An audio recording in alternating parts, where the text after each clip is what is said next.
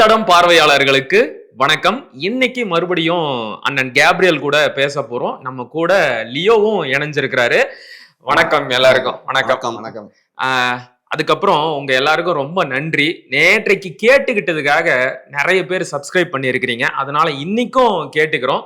தயவு செஞ்சு இந்த சேனலுக்கு புதுசா காணொளிகளை பார்க்க வர உறவுகள் சேனலை சப்ஸ்கிரைப் பண்ணுங்க, கூடுதலா லைக் பண்ணுங்க, ஷேர் பண்ணுங்க, கமெண்ட் பண்ணுங்க, ஹைப்பும் பண்ணுங்க.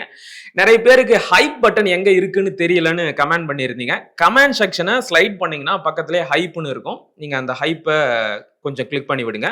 இன்றைக்கு நடப்பு அரசியலை பத்தி எல்லாம் பேசலாம்.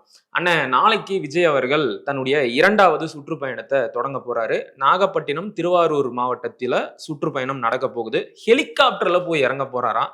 அதுக்கு முன்னாடி வேற எந்த கட்சிகளுக்கும் விதிக்காத கட்டுப்பாடுகளை எல்லாம் எங்களுக்கு மட்டும்தான் விதிக்கிறாங்க அப்படின்னு உயர் நீதிமன்றத்துல அவங்க கட்சி சார்பா வழக்கு போட்டாங்க. நீதிபதியும் சராமரியா கேள்வி கேட்டு இருக்கிறாரு. அதையெல்லாம் பாத்தீங்களா? உங்களுடைய கருத்து என்ன? முதல்ல நன்றி மகிழனுக்கும் லியோவுக்கும் இந்த டிஸ்கஷன்ல பார்ட்டிசிபேட் பண்ணதுக்கு. அதே மாதிரி ஆடியன்ஸுக்கும் நன்றி. ரிக்வஸ்டை ஏற்று நிறைய பேர் சப்ஸ்கிரைப் பண்ணிருந்தீங்க சேனல்ல. ஸோ ஆடியன்ஸுக்கும் நன்றி. நீங்க சொன்னது போல இப்ப வாரம் வாரம் இனி விஜய் அவர்கள் வெளியே வர போறார். வாரம் வாரம் நிறைய டிஸ்கஷன்ஸும் அதை ஒட்டி இருக்க போகுது. ஸோ இப்ப நீதிமன்றத்தோட அப்சர்வேஷன்ஸ் பார்த்தோம்னா ரொம்ப கரெக்டான விஷயமா இருக்கு. இப்ப ஒரு முக்கியமான பாயிண்ட் என்னன்னா, தலைவர் தான் அந்த கிரௌட் எல்லாம் கட்டுப்படுத்தணும், அவங்க தான் பொறுப்பேற்கணும் அப்படின்ற ஒரு முக்கியமான பாயிண்ட்டை சொல்றாங்க. ஸோ விஜய் அவர்களை பொறுத்தளவில் அவர் கண்ட்ரோல்ல அந்த கிரௌட் இல்லை. ஏன்னா அந்த கட்சிக்கு கோட்பாடு, சித்தாந்தம், இந்த விஷயங்கள்லாம் இல்லை. அதெல்லாம் இல்லைங்கிற போதே அந்த கிரௌடை கண்ட்ரோல் பண்ண முடியாது. ஒரு டிசிப்ளின்டான பொலிட்டிக்கல் ஃபோர்ஸை எப்போ உருவாக்க முடியும்னா, எப்போ ஒரு கொள்கை கோட்பாடெல்லாம் இருக்குதோ அப்பதான் அந்த தொண்டர்களும் டிசிப்ளின்டா இருப்பாங்க. கொள்கை கோட்பாடெல்லாம் இல்லை அப்படின்னா டிசிப்ளின்டா இருக்க மாட்டாங்க. இங்க விஜயோட எய்ம் என்னவா இருக்குன்னா, நான் சிஎம் ஆகணும், ஜெயிக்கணும்ன்றது விஜயோட எய்ம். அவரோட தொண்டர்களோட எய்ம் என்னவா இருக்குன்னா, தலைவரை நான் பார்த்தா போதும் அப்படின்றது அவங்க தொண்டரோட எய்மா இருக்கு. ஸோ அதனால ஒரு மாதிரி ஒரு கேஆஸ் தான் கிரியேட் ஆகுது. ஒரு பர்பஸ் இல்ல, ஒரு ஒழுங்கு இல்லை அப்படின்ற சூழல் இருக்கு. கரெக்ட். இப்ப அவங்களோட மனநிலை எப்படி இருக்கு அப்படின்னா, அவங்க கிட்ட போயிட்டு உங்களுடைய ஐடியாலஜி என்ன அப்படின்னு கேட்டா, கொள்கை கோட்பாடு எல்லாம் முக்கியமா, மக்களுக்கு நல்லது செஞ்சா பத்தாதா, விஜய்க்கு பேச தெரியலையே, பார்த்தே படிக்கிறாரு, இங்க என்ன பேச்சு போட்டியா நடக்குது, பேசுறதா முக்கியம், மக்களுக்கு நல்லது செய்யறது தான் முக்கியம். அதாவது அவங்களுக்கு எதெல்லாம் வரலையோ அதெல்லாம் முக்கியமா அப்படின்னு கேக்குறாங்க. சிஎம்மான ஒரு பார்த்துப்பார் அப்படின்ற மாதிரி பேசுற. இப்ப லியோவை பொறுத்தளவுல நான் அன்னைக்கு விஜய் அட்டாக் பண்ணும்போது லைட்டா சிரிச்சுக்கிட்டே தான் பாத்துட்டு இருந்தாரு. இப்போ சிரிச்சுட்டே தான் பாக்குறாரு. இல்ல ஒரு கட்சியில நீங்க சொல்றதெல்லாம் இல்ல. கிரௌடுக்கு பொறுப்பு விஜய் அவரோட கட்சி தான். அந்த மாதிரி ஒரு இடத்துல கிரௌடு கொடுக்குன்னா அதை கட்டுப்படுத்த வேண்டிய வேலை காவல்துறை இது.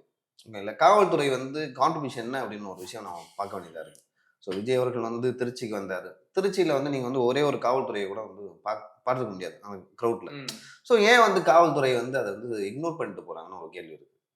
வேணும்னே செஞ்சாங்கன்னு நினைக்கிறீங்களா? வேணும்னே செஞ்சாங்க சொல்லல, ஏன் ஸ்கிப் பண்ணாங்க? ஒரு கூட்டம் கூடுதுன்னா, ஒரு 4 பேர் ஒரு 5 பேர் கூட்டி பேசினாவே காவல்துறை ஏன் அங்க பேசுறீங்க கேக்குது. ஸோ இத்தனாயிரம் பேர் கூடுறாங்க, காவல்துறை அங்க என்ன படுதுன்னு ஒரு கேள்வி இருக்கு. நியாயமான கேள்வி தானே. அந்த கூட்டத்துக்கு காவல்துறை யாருமே பந்தோபஸ்துக்கு வந்த மாதிரி எனக்கு தெரியவே இல்லை. 2வது, நீங்க ஒரு கட்டுப்பாடை விதிக்கிறீங்க அப்படின்னா அந்த கட்டுப்பாடை அவங்க முறையா பின்பற்றுகிறார்களா என்பதை கவனிக்க வேண்டியதும் காவல்துறையோட பொறுப்பு தான். இத்தனை கட்டுப்பாடுகளை விதிச்சாங்களே தவிர அது எதையுமே அவங்க பின்பற்றவே இல்லை. அதை பத்தி காவல்துறையும் கடைசியில கேள்வி எழுப்பவே இல்லை. நான் எப்படி அதை பாக்குறேன்னா, விஜய் ரசிகர்கள் கூடனா இந்த மாதிரி எல்லாம் ஆகும். இந்த மாதிரி ஆனா இதை வச்சு நம்ம எந்த அளவுக்கு அன்பாப்புலர் பண்ணணுமோ, எந்த அளவுக்கு அவர் இமேஜை டேமேஜ் பண்ணுவோம் பண்ணிக்கலாம் அப்படின்னு சொல்லிட்டு ஆளுங்கட்சியும் காவல்துறையும் சேர்ந்து இந்த விஷயத்துல செயல்படுறாங்க, திட்டமிட்டு செயல்பட்டு இருக்கிறாங்க அப்படின்னு சொல்றாரு. இப்ப நீங்க சொன்ன மாதிரி போலீஸ்காரங்களோட கடமை அது. இப்ப நான் அந்த ஸ்பாட்ல இல்ல, நான் வீடியோஸ் எல்லாம் பார்க்கும்போது பெரிய அளவுல போலீஸ்காரங்களை பார்க்கல. சில வீடியோஸ்ல போலீஸ்காரங்க அங்க இருக்கிறத பார்க்க முடிஞ்சது. குறிப்பா ஒரு செவுரு மேலெல்லாம் போலீஸ்காரர் நின்று இறங்குப்பான்னு சொல்லி எல்லாம் இறக்கி விடுறதெல்லாம் கொஞ்சம் பார்த்தேன். மேபி அங்க இருக்க வேண்டிய அளவுக்கு போலீஸ்காரங்க இல்லாம மேபி இருந்திருக்கலாம். ஆனா நான் சொல்ல வர்றது என்னன்னா, விஜயோட ஃபாலோவர்ஸ் இருக்காங்கல்ல, அவங்க பொலிட்டிக்கல் ஃபாலோவர்ஸ் கிடையாது, அவங்க ரசிகர்கள். ஸோ அந்த மாநாட்டிலேயே பார்த்தீங்கன்னா ஆயிரக்கணக்கான சேர்ஸ் உடைக்கப்படுது. ஸோ அவங்களுக்கு அது ட்ரெடிஷ்னலான ஒரு விஷயம். தியேட்டருக்கு போனா தியேட்டர்ல அடிச்சு ஷேர்லாம் காலி பண்றது. ஒரு தடவை ரோஹிணி தியேட்டர் நினைக்கிறேன், தியேட்டர்ல ஃபுல்லா ஷேரை ஃபுல்லா அடிச்சு பிளாட்டா வச்சிருந்தாங்க. லாங் ஷாட்ல அந்த தியேட்டரை காட்டுறாங்க, எல்லா சேருமே அப்படியே பிளாட்டா தரமட்டமாக்கப்பட்டிருக்கு. ஸோ அவங்கள பொறுத்தளவுல தியேட்டருக்கு போகும்போது எங்களுக்குமே கூட காலேஜ்லாம் படிக்கும்போது நாங்கள் தியேட்டர் போகும்போது என்ன பண்ணுவாங்கன்னா பேக்ல எல்லாம் புக்ஸ் இருக்கும்ல, எல்லா புக்கையும் கிழிச்சிடுவாங்க, கிழிச்சு அதை தூக்கி எறிவாங்க. ஸோ எங்களுக்கு எப்படின்னா தரையில எவ்வளவு தூரம் பேப்பர் இருக்கோ அந்த அளவுக்கு நம்ம தலைவருக்கு மாஸ் காட்டியிருக்கோம் அப்படின்ற ஒரு ஃபீலிங். அதே மாதிரி தியேட்டர் அடிச்சு உடைக்கிறது இதெல்லாம் அவங்களுக்கு வேற ஒரு பேக்ரவுண்ட்ல இருந்து வர ஆட்கள், அந்த கல்ச்சரை அவங்க இங்கேயும் கொண்டு வராங்க. ஆனா ஒரு பொலிட்டிக்கல் கிரௌட் எப்படி இருக்கணும்னா, நாங்க ஒரு 10 பேர் சேர்றோம்னா அந்த 10 பேரை பார்த்து மக்கள் இன்ஸ்பயர் ஆகணும். ரைட், இவங்க 10 பேர் வராங்க, ஒழுக்கமா வராங்க, டிசிப்ளின்டா இருக்காங்க, கரெக்டா பவ்யமா பிஹேவ் பண்றாங்க, இந்த 10 பேரோட நம்மளும் சேரணும். அப்ப அந்த 10 பேர் நாளைக்கு 20 ஆகும், 20 100 ஆகும், அப்படி எக்ஸ்பேண்ட் ஆகும். ஆனா இந்த கூட்டம் பாத்தீங்கன்னா ஒழுங்கு இல்லை, இந்த கூட்டத்துக்கு டிசிப்ளின்டா இல்ல. நான் ஏற்கனவே சொன்ன மாதிரி டிசிப்ளின் வேணும்னா ஐடியாலஜி வேணும். ஐடியாலஜி தான் உங்களை டிசிப்ளின் பண்ணணும். எனக்கு ஒரு இலக்கு இருக்கணும். ரைட், தமிழ்நாட்டுல இந்த அரசியல் மாற்றத்தை நான் ஏற்படுத்தணும். அப்ப நான் முதல்ல என்ன ஒழுங்குபடுத்திப்பேன், 10 பேர் சேர்ந்து நாங்க நிற்போம், யூனிஃபார்மா நாங்க பிஹேவ் பண்ணுவோம், டிசிப்ளின்டா பிஹேவ் பண்ணுவோம், நாளைக்கு எங்க அந்த இலக்கை நோக்கி நாங்க போவோம் அப்படின்ற ஒரு விஷயம் இருக்கும். இங்க இலக்கே விஜய் தான். சோ விஜய் மேல ஏறி பாயிறது, அவர் வண்டி மேல ஏறி பாயிறது, இந்த விஷயங்கள்லாம் நடக்குது. நீங்க சொன்ன மாதிரி போலீஸ்காரங்க மேபி சரியா செயல்படாம இருந்திருக்கலாம். பட் முக்கியமான பிரச்சனை இங்க இருந்து தான் வருதுன்னு பாக்குறேன். ஈவன் இபிஎஸ் போகும்போது கூட நீங்க பாத்தீங்கன்னா அவரை சுத்தி ஒரு கட்சிக்காரங்க ஒரு ரிங் இருக்காங்க, ஆர்கனைஸ்டா கட்சிக்காரங்க இருக்காங்க, அவங்க ஓரளவுக்கு ஆர்கனைஸ் பண்றாங்க. இங்க எதுவுமே இல்லை. விஜய்க்கு மட்டும் ப்ரொடெக்ஷன் இருக்காங்க, ஒரு 10-20 பவுன்சர்ஸ் இருக்காங்க விஜய்க்கு மட்டும். மீதி என்ன நடந்தாலும் எங்க கண்ட்ரோல் கிடையாது. விஜய் சொன்னாலும் கேட்க மாட்டாங்க, புஷி ஆனந்த் சொன்னாலும் கேட்க மாட்டாங்க, யார் சொன்னாலும் கேட்க மாட்டாங்க. இப்படிப்பட்ட ஒரு கிரௌட் இருக்குன்னா அந்த கிரௌடையும் நம்ம விமர்சிக்கணும், அந்த கிரௌடை உருவாக்குன தலைவரையும் விமர்சிக்கணும்ல. விஜயோட ப்ராடக்ட் தானே அதெல்லாம். இல்ல, இங்க இருக்கிற ஊடகங்கள் வந்து நீங்க சொல்ற மாதிரி கிரௌடை நம்ம வந்து விமர்சனம் செய்ய வேண்டும். அதே போல விஜய் விமர்சனம் செய்ய வேண்டும். விஜய் கட்சியோட தமிழக வெற்றி கழகத்தின் நிர்வாகிகளை விமர்சிக்க வேண்டும், எல்லாரையும் விமர்சிக்க வேண்டும். இங்க தமிழக அரசையும் விமர்சிக்க வேண்டும், காவல்துறையும் விமர்சிக்க வேண்டும். ஆனா இங்க இருக்கிற ஊடகங்கள் என்ன பண்றாங்கன்னா பழைய தூக்கி விஜய் மேலேயும் விஜயோட கட்சி மேலேயும் தொண்டர்கள் மேலேயும் வந்து போட்டுடுறாங்க. அது வந்து ஒரு மாப் மென்டாலிட்டி. அவங்கெல்லாம் ரசிகர்களா இருக்காங்க, திடீர்னு வந்து ஒரு அரசியலுக்கு வந்துட்டாரு, ஸோ அதுல இருந்து அவங்க மாறல, ஸோ அவங்க வந்து அந்த கொள்கையை வந்து பின்பற்ற அரசியல்னா என்னன்னு புரியவே வந்து எனக்கு தெரிஞ்சு கொஞ்சம் காலம் ஆகும். ஏன்னா இந்த தேர்தலுக்கு பிறகு, ஏன்னா சீமான் அவர்கள் வந்து ஒரு காலத்துல வரும்போது இந்த மாதிரிலாம் கூட்டம் வந்தாங்க, பட் இந்த மாதிரிலாம் அசம்பாவிதம் பண்ணல. இந்த இவங்க கூட்டுறாங்களே, இப்போ திருச்சியில் கூடுறாங்களா கூட்டம், அதுவே வந்து இப்போ நாகப்பட்டினத்தில் போகும்போது வந்து எனக்கு தெரிஞ்சு குறையல. இது வந்து அப்படியே கண்டினியூ ஆகாது அப்படின்னு நான் ஃபீல் பண்ணுறேன். நீங்கள் வந்து திமுகவோட அந்த ஊடகங்கள்லாம் நீங்கள் பார்த்தீங்கன்னா யாரெல்லாம் வந்து அவங்க வந்து பாதிக்கப்பட்டாங்களோ, ஒரு கடைன்னா ஒரு கடை உடஞ்சிருக்கும், நான் உடையலாம் சொல்லுவேன், உடஞ்சிருக்கும். அவ்வளோ கூட்டம் கூடுறாங்கன்னா கண்டிப்பாக உடையும். செருப்புலாம் வந்து மிஸ் பண்ணுவாங்க, நடுவில் பேரிகேட்லாம் வந்து இருக்குல்ல கம்பி, அதெல்லாம் உடையும் தான். ஸோ அப்போ வந்து அதை ஒழுங்குபடுத்த வேண்டிய வேலை வந்து காவல்துறை. கட்சியால் வந்து இத்தனை பேரை வந்து கண்ட்ரோல் பண்ண முடியாது. இப்ப ஒரு விதத்துல விஜய் அவர்கள் வந்து கட்டுப்படுத்த முயற்சி பண்றாருன்னு ஒவ்வொரு கூட்டத்திற்கு முன்பாகவும் ஒரு அறிக்கை விடுறாங்க கட்சி சார்பா. விஜயே வந்து அந்த அறிக்கையை கொடுக்குறாரு, தயவு செஞ்சு கூட்டத்துக்கு கர்ப்பிணி பெண்களையும் குழந்தைகளையும் மாற்றுத்திறனாளிகளையும் கூட்டிக்கிட்டு வராதீங்க, கூட்டத்தை ரொம்ப ஒழுக்கமா நடத்தி முடிக்கணும், பொது சொத்துக்களுக்கு எந்த சேதத்தையும் ஏற்படுத்தாதீங்க அப்படின்னு ஒவ்வொரு கூட்டத்துக்கு முன்னாடியும் அவரும் அறிவுறுத்திக்கிட்டு தான் இருக்கிறாரு. ஆனா அது எதையுமே கேட்கிற மனநிலையில அவங்களோட ரசிகர்கள் இல்லை என்பதுதான் மிகப்பெரிய வேதனையா இருக்கு. இப்ப கோர்ட்டும் கூட அதை தான் கேட்டிருக்கு, தலைமை இதையெல்லாம் கட்டுப்படுத்த வேண்டாமா, அவர் கட்டுப்படுத்துறாரு, ஆனா இவங்க கட்டுப்படுற மாதிரியே இல்லை. இப்ப பாருங்க, இவங்க இப்படியெல்லாம் நடந்துக்கிறதுனால அவங்க கட்சிக்கு தான் நஷ்டம். கோர்ட் என்ன சொல்லிருச்சு அப்படின்னா, திருச்சியில பொது சொத்துக்களுக்கு எல்லாம் நஷ்டம் ஏற்பட்டு இருக்குல்ல, இவங்க நிறைய பேரிகார்டை எல்லாம் அடிச்சு உடைச்சிருக்கிறாங்கல்ல, அதுக்கெல்லாம் முதல்ல நஷ்ட ஈடு வாங்கிட்டீங்களா அந்த கட்சி கிட்ட இருந்து? முதல்ல கூட்டம் நடத்துறதுக்கு முன்னாடி ஒரு குறிப்பிட்ட தொகையை வந்து டெபாசிட்டா வாங்கி வச்சுக்கோங்க, ஏதாச்சும் சேதம் ஏற்பட்டுச்சு அப்படின்னா அதை வந்து இந்த தொகையில கழிச்சுக்கோங்க அப்படின்னு நேற்றைக்கு நீதிமன்றம் சொல்லியிருக்கு. இவங்க கேட்கறாங்கல்ல, எங்களுக்கு மட்டும் ஏன் இவ்வளவு கட்டுப்பாடுகள் விதிக்கிறீங்க அப்படின்னு. அது உங்களுக்கு இல்ல, உங்களால பப்ளிக்கு எதுவும் ஆயிடக்கூடாது அப்படின்னு. ஏன்னா லியோ சொன்ன மாதிரி அவங்க யாரும் இன்னும் பக்குவப்படவே இல்லை. நீங்க சொன்ன மாதிரி அவங்களோட ஒரே இலக்கு விஜய பார்க்கணும், முடிஞ்சா விஜய தொற்ற மாட்டோமா, விஜய் கிட்ட ஒரு ஹேண்ட் ஷேக் பண்ணிட மாட்டோமா, இது மட்டும்தான் அவங்களுடைய ஒரே இலக்கா இருக்கே தவிர ஐடியாலஜியோ இல்ல அவங்களுடைய தத்துவமோ சித்தாந்தமோ எதுவுமே அவங்களுக்கு முக்கியம் இல்லை. ஸோ இதனால ஒவ்வொரு முறையும் கூட்டம் கூடும்போது அது பேரழிவை தான் ஏற்படுத்துது. என்னுடைய நண்பர் கூட சொன்னாரு, பாகுபலி படத்துல காலகேயர்களை பத்தி வர்ணிக்கும் போது ஒரு வசனத்தை சொல்லுவாங்க, வெட்டுக்கிளிகள் கடந்து போன காடுகளும் காலக்கேயர்கள் கடந்து போன நாடும் நாசமா போயிடும் அப்படின்னு. அது மாதிரி இவங்க கடந்து போற இடம்லாம் ஒரு மாதிரி அப்படியே போர்க்காலம் மாதிரி ஆயிருது. அதான் நீங்க சொன்ன அந்த 2 பாயிண்ட் நான் அட்ரஸ் பண்றேன். இப்ப ஃபர்ஸ்ட் நீங்க சொல்றது என்னன்னா, விஜய் அறிக்கை விடுறாரு, கிரௌட கண்ட்ரோல் பண்ண முயற்சி பண்றாரு, கிரௌட் கண்ட்ரோல் ஆக மாட்டேங்குது. ம். சோ இதை நம்ம டிவிக்கோட பிரச்சனையா நம்ம இதை பார்க்க கூடாது. அந்த கிரௌடு கிட்ட இருக்க பிரச்சனை போலீஸ்காரங்க அதை ஹேண்டில் பண்ணும் அப்படின்றது அவங்க வாதம். இப்ப வாயால பேசி நீங்க கிரௌட கண்ட்ரோல் பண்ண முடியாது. நீங்க கிரௌட கண்ட்ரோல் பண்ணணும்னு நினைச்சீங்கன்னா, டிசிப்ளின்டான ஒரு கிரௌட அதை மாத்தணும்னு நினைச்சீங்கன்னா, அதுக்கு நீங்க ஒர்க் பண்ணணும். முதல்ல பார்ட்டின்ற ஒரு அமைப்பை கட்டணும், நீங்க உருவாக்கணும். அதுக்கப்புறம் அதுல ஒரு ஸ்ட்ரக்சரை கிரியேட் பண்ணணும். மேல விஜய் இருக்காரு, அவரு கீழே இருக்கவங்கள விஜய் கண்ட்ரோல் பண்ணும், அவங்களுக்கு கீழே இருக்கவங்கள அதுக்கு மேல கண்ட்ரோல் பண்ணும். தொண்டர்களை கண்ட்ரோல் பண்றதுக்கும் உங்களுக்கு ஒரு சிஸ்டம் வேணும். எல்லா கிரௌடும் சும்மாலாம் கண்ட்ரோல் ஆகாது. இப்ப நிஜமாவே ஒரு பெரிய கூட்டம் நடக்குது, அந்த கூட்டத்துல கிரௌட கண்ட்ரோல் பண்றாங்கன்னா அதுக்குள்ள ஒரு சிஸ்டம் இருக்கும். ஒரு 2000 வாலண்டியர்ஸ் இருப்பாங்க. 2000 வாலண்டியர்ஸ் இருக்காங்கன்னா அவங்களால ஒரு 50,000 பேரை மேனேஜ் பண்ண முடியும். ஸோ அதுக்கேற்ற மாதிரியான சிஸ்டம் கிரியேட் பண்ணும். உங்களுக்கு அந்த மாதிரி வாலண்டியர் சிஸ்டம்லாம் எதுவுமே கிடையாது. நீங்க வாலண்டியர்ஸை உருவாக்குனீங்கன்னா அவங்க விஜயை தூக்கிடுவாங்க. ஏன்னா அவங்களுமே ரசிகர்களா இருப்பாங்க, விஜயை பார்க்கணுன்ற எய்ம்ல தான் இருப்பாங்க. ஸோ விஜய்க்கு தொண்டர்கள் மேல நம்பிக்கை இல்லைன்றனாலதான் பவுன்சரை உள்ள இறக்குறாங்க. பவுன்சருக்கு கட்சியை பத்தி எல்லாம் எதுவும் தெரியாது, தொண்டர்களை பத்தி எதுவும் தெரியாது. பவுன்சர்ஸ் கட்சிக்காரங்களை எப்படி டீல் பண்றாங்க? சும்மா குப்பையை தூக்கி எறிகிற மாதிரி பவுன்சர்ஸ் தூக்கி எறிகிறாங்க. ஸோ அதனால அந்த கிரௌட் கண்ட்ரோலிங் மெக்கானிசம் வானத்துல இருந்து விழாது, நீங்க அதை உருவாக்கணும். ரெண்டாவது, நான் எப்படி பாக்குறேன்னா, விஜய் அப்படின்ற ஒருத்தர் கட்சி ஆரம்பிக்கிறார், டிவிக்கே ஒரு கட்சி இருக்கு. இந்த கட்சியால தமிழ்நாட்டுக்கு தமிழ் மக்களுக்கு என்ன லாபம்ன்றதா எனக்கு கேள்வி. நீங்க சொன்னது போல இவங்க ஒரு ஊர்வலமா போறாங்கன்னா அந்த பகுதிக்கு தான் பெரிய பாதிப்பு ஏற்படுது. ஒட்டுமொத்தமா தமிழ் மக்களுக்கு இவங்களால ஏதாவது ஒரு யூஸ் இருக்கா? இப்ப இந்த 10,000 பேர் சேர்ந்து நீட்டுக்கு எதிராகவோ, இல்லாட்டி டெவல்யூஷன்ல பிரச்சனை இருக்குன்றதுக்காகவோ, இல்ல தூய்மை பணியாளர்களுக்கு நிறைய பிரச்சனை இருக்கு அதுக்காகவோ களத்துல இறங்குறாங்கன்னா புரோஜனம் இருக்கு. இவங்க பண்ணக்கூடிய வேலையால ஒரு புரோஜனம் தமிழ் மக்களுக்கு கிடையாது. விஜய் ஏதோ 4ஆம் கிளாஸ் பையன் மாதிரி ஒரு ஸ்பீச்சை படிச்சுட்டு போறாரு, தொண்டர்கள் பிரச்சனையை ஏற்படுத்துறாங்க. இதுக்கு தமிழ் மக்கள் எதுக்கு கோஆபரேட் பண்ணும்? தமிழ் மக்களோட டாக்ஸ் மணி எதுக்கு ஸ்பெண்ட் பண்ணும்? போலீஸ்காரங்க இவங்களுக்கு 1000 பேர் போய் ஸ்டாப் பண்ணும், அதுக்கப்புறம் இவங்க டேமேஜ் ஏற்படுத்துவாங்க, அதுக்கு நாங்க அந்த இழப்புகளை மக்கள் ஃபேஸ் பண்ணுமா? நான் எப்படி பாக்குறேன்னா, ஜல்லிக்கட்டு போராட்டம் நடக்குது, அப்பயும் இதே மாதிரி டேமேஜ் நடந்தது. ஆனா அது ஒரு நியாயமான விஷயத்துக்காக மக்கள் நியாயமா ஒண்ணு சேர்ந்து போராடுறாங்க. அதான் அந்த டேமேஜ் நான் ஏத்துக்கிறேன். ஏன்னா மக்களுக்கான போராட்டம், மக்களுக்கு நஷ்டம் ஏற்படும் போது மக்கள் அதை ஏத்துக்கலாம்.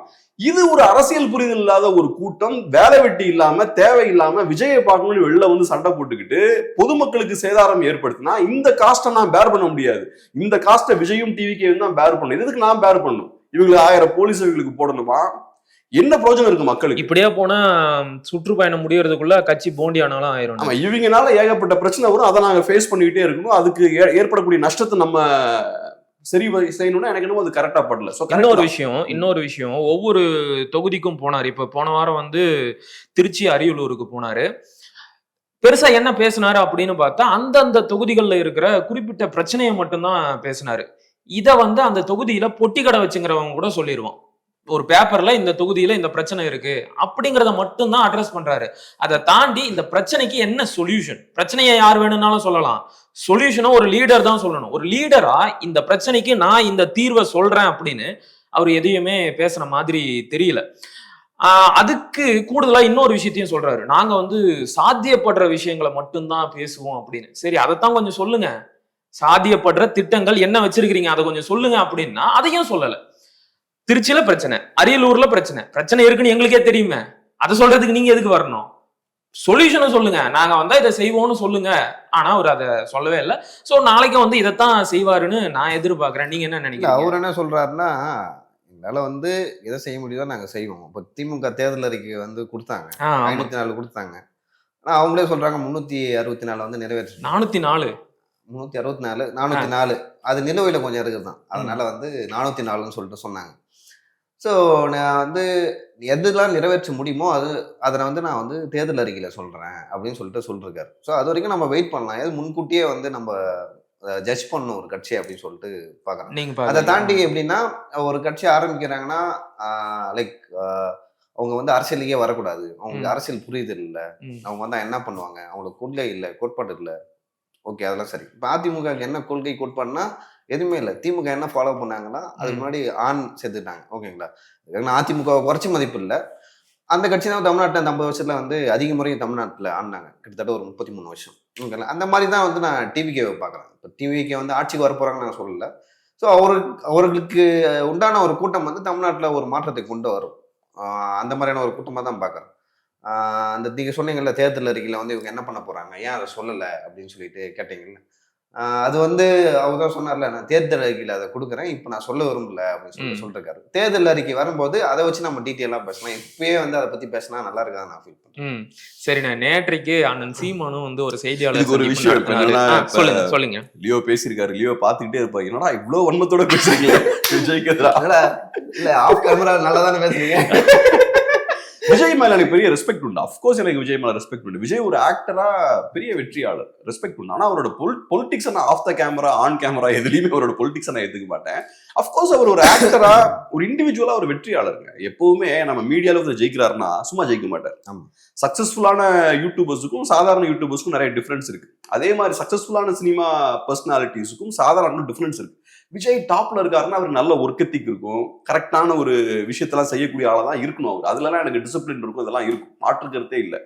ஆனா அரசியலுக்கு வரும்போது இங்க பேசி ஆக வேண்டிய தேவை இருக்கு. அதனாலதான் பேசுறது. விஜய் மேல பெரிய கோவம்லாம் எதுவும் டெஃபினட்டா கிடையாது. இல்ல தனி எனக்குமே சில முரண்பாடுகள் இருக்கும். ஸோ இவங்க வந்து இப்ப கட்சி நிர்வாகிகள் கூட மீட் பண்றாரு, கட்சி நிர்வாகிகிட்ட என்ன பேசுறாரு, யார் முடிவெடுக்கிறா, இந்த மாதிரியான விஷயங்கள்லாம் இருக்கு. அவர் வந்து பயங்கர இன்ட்ரோவர்ட் அப்படின்னு சொல்லலாம். ஆமா, ஓகேங்களா. அப்படி வந்து அரசியல்ல வந்து யாருமே வந்து இன்ட்ரோவர்ட்டாலாம் இருக்க முடியாது. நடிகருக்கு அது பெரிய அசெட். நடிகருக்கு ஒரு பெரிய அசெட். இப்ப காட்ஃபாதர் படம் பாத்தீங்கன்னா, காட்ஃபாதர் பாத்தீங்கன்னா அவர் ஒரு இன்ட்ரோவர்ட் தான். வார்த்தைகள் ரொம்ப கம்மியா பேசுவாரு, பேசுற வார்த்தைகள் ஷார்ப்பா ஷூடா இருக்கும். அந்த மாதிரி இருக்கிறது ஒரு அசெட். ஆனா ஒரு தலைவர்னு வரும்போது நீங்க நிறைய பேரை பார்த்துக்கிட்டே இருக்கணும். நீங்க நைட்டு 12 மணிக்கு வீட்டுக்கு வருவீங்க, திடீர்னு இன்னொரு புது பிரச்சனை எவனாவது கொண்டு வருவான், ஊர்ல ஏதாவது சிக்கல் இருக்குன்னு. நீங்க இல்ல எனக்கு டயர்டா இருக்கு நான் போகணும், என் குழந்தைய பார்க்கணும், நீங்க போக முடியாது. இல்ல பர்சனல் விஷயத்தெல்லாம் ஓரமா வச்சுட்டு ரைட் தொண்டர் ஒருத்தர் வராரு, நமக்கிட்ட வந்திருக்காரு, அவரை நீங்க அட்ரஸ் பண்ணணும். பட் அது அப்கோர்ஸ் இல்ல, நீங்க சொல்றது கரெக்ட் தான். ஆனா நான் முக்கியமான பாயிண்டா என்ன பாக்குறேன்னா, இப்ப நீங்க சொன்னீங்க இல்லையா, இப்பதான் வந்திருக்காங்க, எடுத்தோன்னு ஏன் ஜட்ஜ் பண்றீங்க, அவங்களும் அறிக்கைகள் விடட்டும், பவருக்கு வரட்டும், பெட்டரா பிரச்சனைகளை தீர்ப்பாங்க அப்படின்ற மாதிரி பேசுறீங்க இல்லையா. இப்ப டிவிக்காரங்க சொல்ற விஷயம் என்னன்னா, ஒரு வாய்ப்பு கொடுங்க. ஸ்டார்டிங்ல இருந்து அதை சொல்லிட்டே இருக்காங்க. முதல் விஜய்க்கு ஒரு சான்ஸ் கொடுங்க, ஏன் ஜட்ஜ் பண்றீங்க? சான்ஸ் கொடுத்ததுக்கு அப்புறம் நம்ம பார்ப்போம் இவர் என்ன மாதிரி படமா நடிக்கிறதுக்கு வாய்ப்பு கொடுக்கிறதுக்கு. சான்ஸ் கொடுக்கணும்னு சொல்லிட்டு சொல்லல, ஓகேங்களா. சரி, லைக் அவர் வந்து ஆட்சியும் பிடிக்க போறது இல்லை அப்படின்னு வச்சுக்கீங்களேன். அவர் தேர்தல் நிக்கிறாரு. நான் இப்ப அவரு எலெக்ஷன்ல கண்டெஸ்ட் பண்ண போறாரு. சாரி நான் ஸ்டாப் பண்ணதுக்கு, பட் இதை மட்டும் முடிச்சிடுறேன். இப்ப என்னன்னா, அவருக்கு சான்ஸ் நான் கொடுக்கணும்னா அதுக்கு தகுதியானவரா அவர் அப்படின்ற கேள்வி இருக்கு. அப்ப அவரோட தகுதியை அவர் மக்கள்கிட்ட நிரூபிக்கணும். நான் இந்த விஷயங்கள்லாம் பண்ணியிருக்கேன், இந்த பிரச்சனைகளுக்குலாம் நான் மக்களோட நின்றுருக்கேன், ஒரு 10 years சாலிடா நான் ஒரு ட்ராக் ரெக்கார்ட் வச்சிருக்கேன். இப்போ ஒரு கம்பெனியில ஒரு சிஇஓ அப்பாயிண்ட் பண்றோம், இந்த கம்பெனி நல்லா வழிநடத்த புது சிஇஓ வேணும். அப்ப போர்ட் ஆஃப் டைரக்டர்ஸ்லாம் என்ன பண்ணுவாங்க, உட்கார்ந்து டிஸ்கஸ் பண்ணுவாங்க. இந்த சிஇஓ கேண்டிடேட் இவர் வராரு, இவர் என்னெல்லாம் பண்ணிருக்காரு, எந்தெந்த கம்பெனி நல்லா வழி நடத்தி இருக்காரு, இவரோட ட்ராக் ரெக்கார்டு என்ன, இதெல்லாம் பார்த்துதான் நம்ம அவர் அப்பாயிண்ட் பண்றோம். ஒரு லீடரும் அப்படிதான். விஜயோட ஒரே குவாலிஃபிகேஷன், நான் ஃபேமஸான ஒரு ஆள், பாப்புலரான ஒரு ஆள். இப்ப நீங்க யோசிச்சு பாருங்க, இப்ப யூடியூப்ல ஒரு கேர்ள் ஒருத்தாங்க, கேர்ளோ பாயோ ஒருத்தாங்க இன்ஸ்டால பிரபலமா இருக்காங்க அப்படின்றதுக்காக நம்ம அவங்கள சிஎம்ஆவோ எம்எல்ஏவோ ஆக முடியாதுல்ல. அதே தான் இங்கேயும்.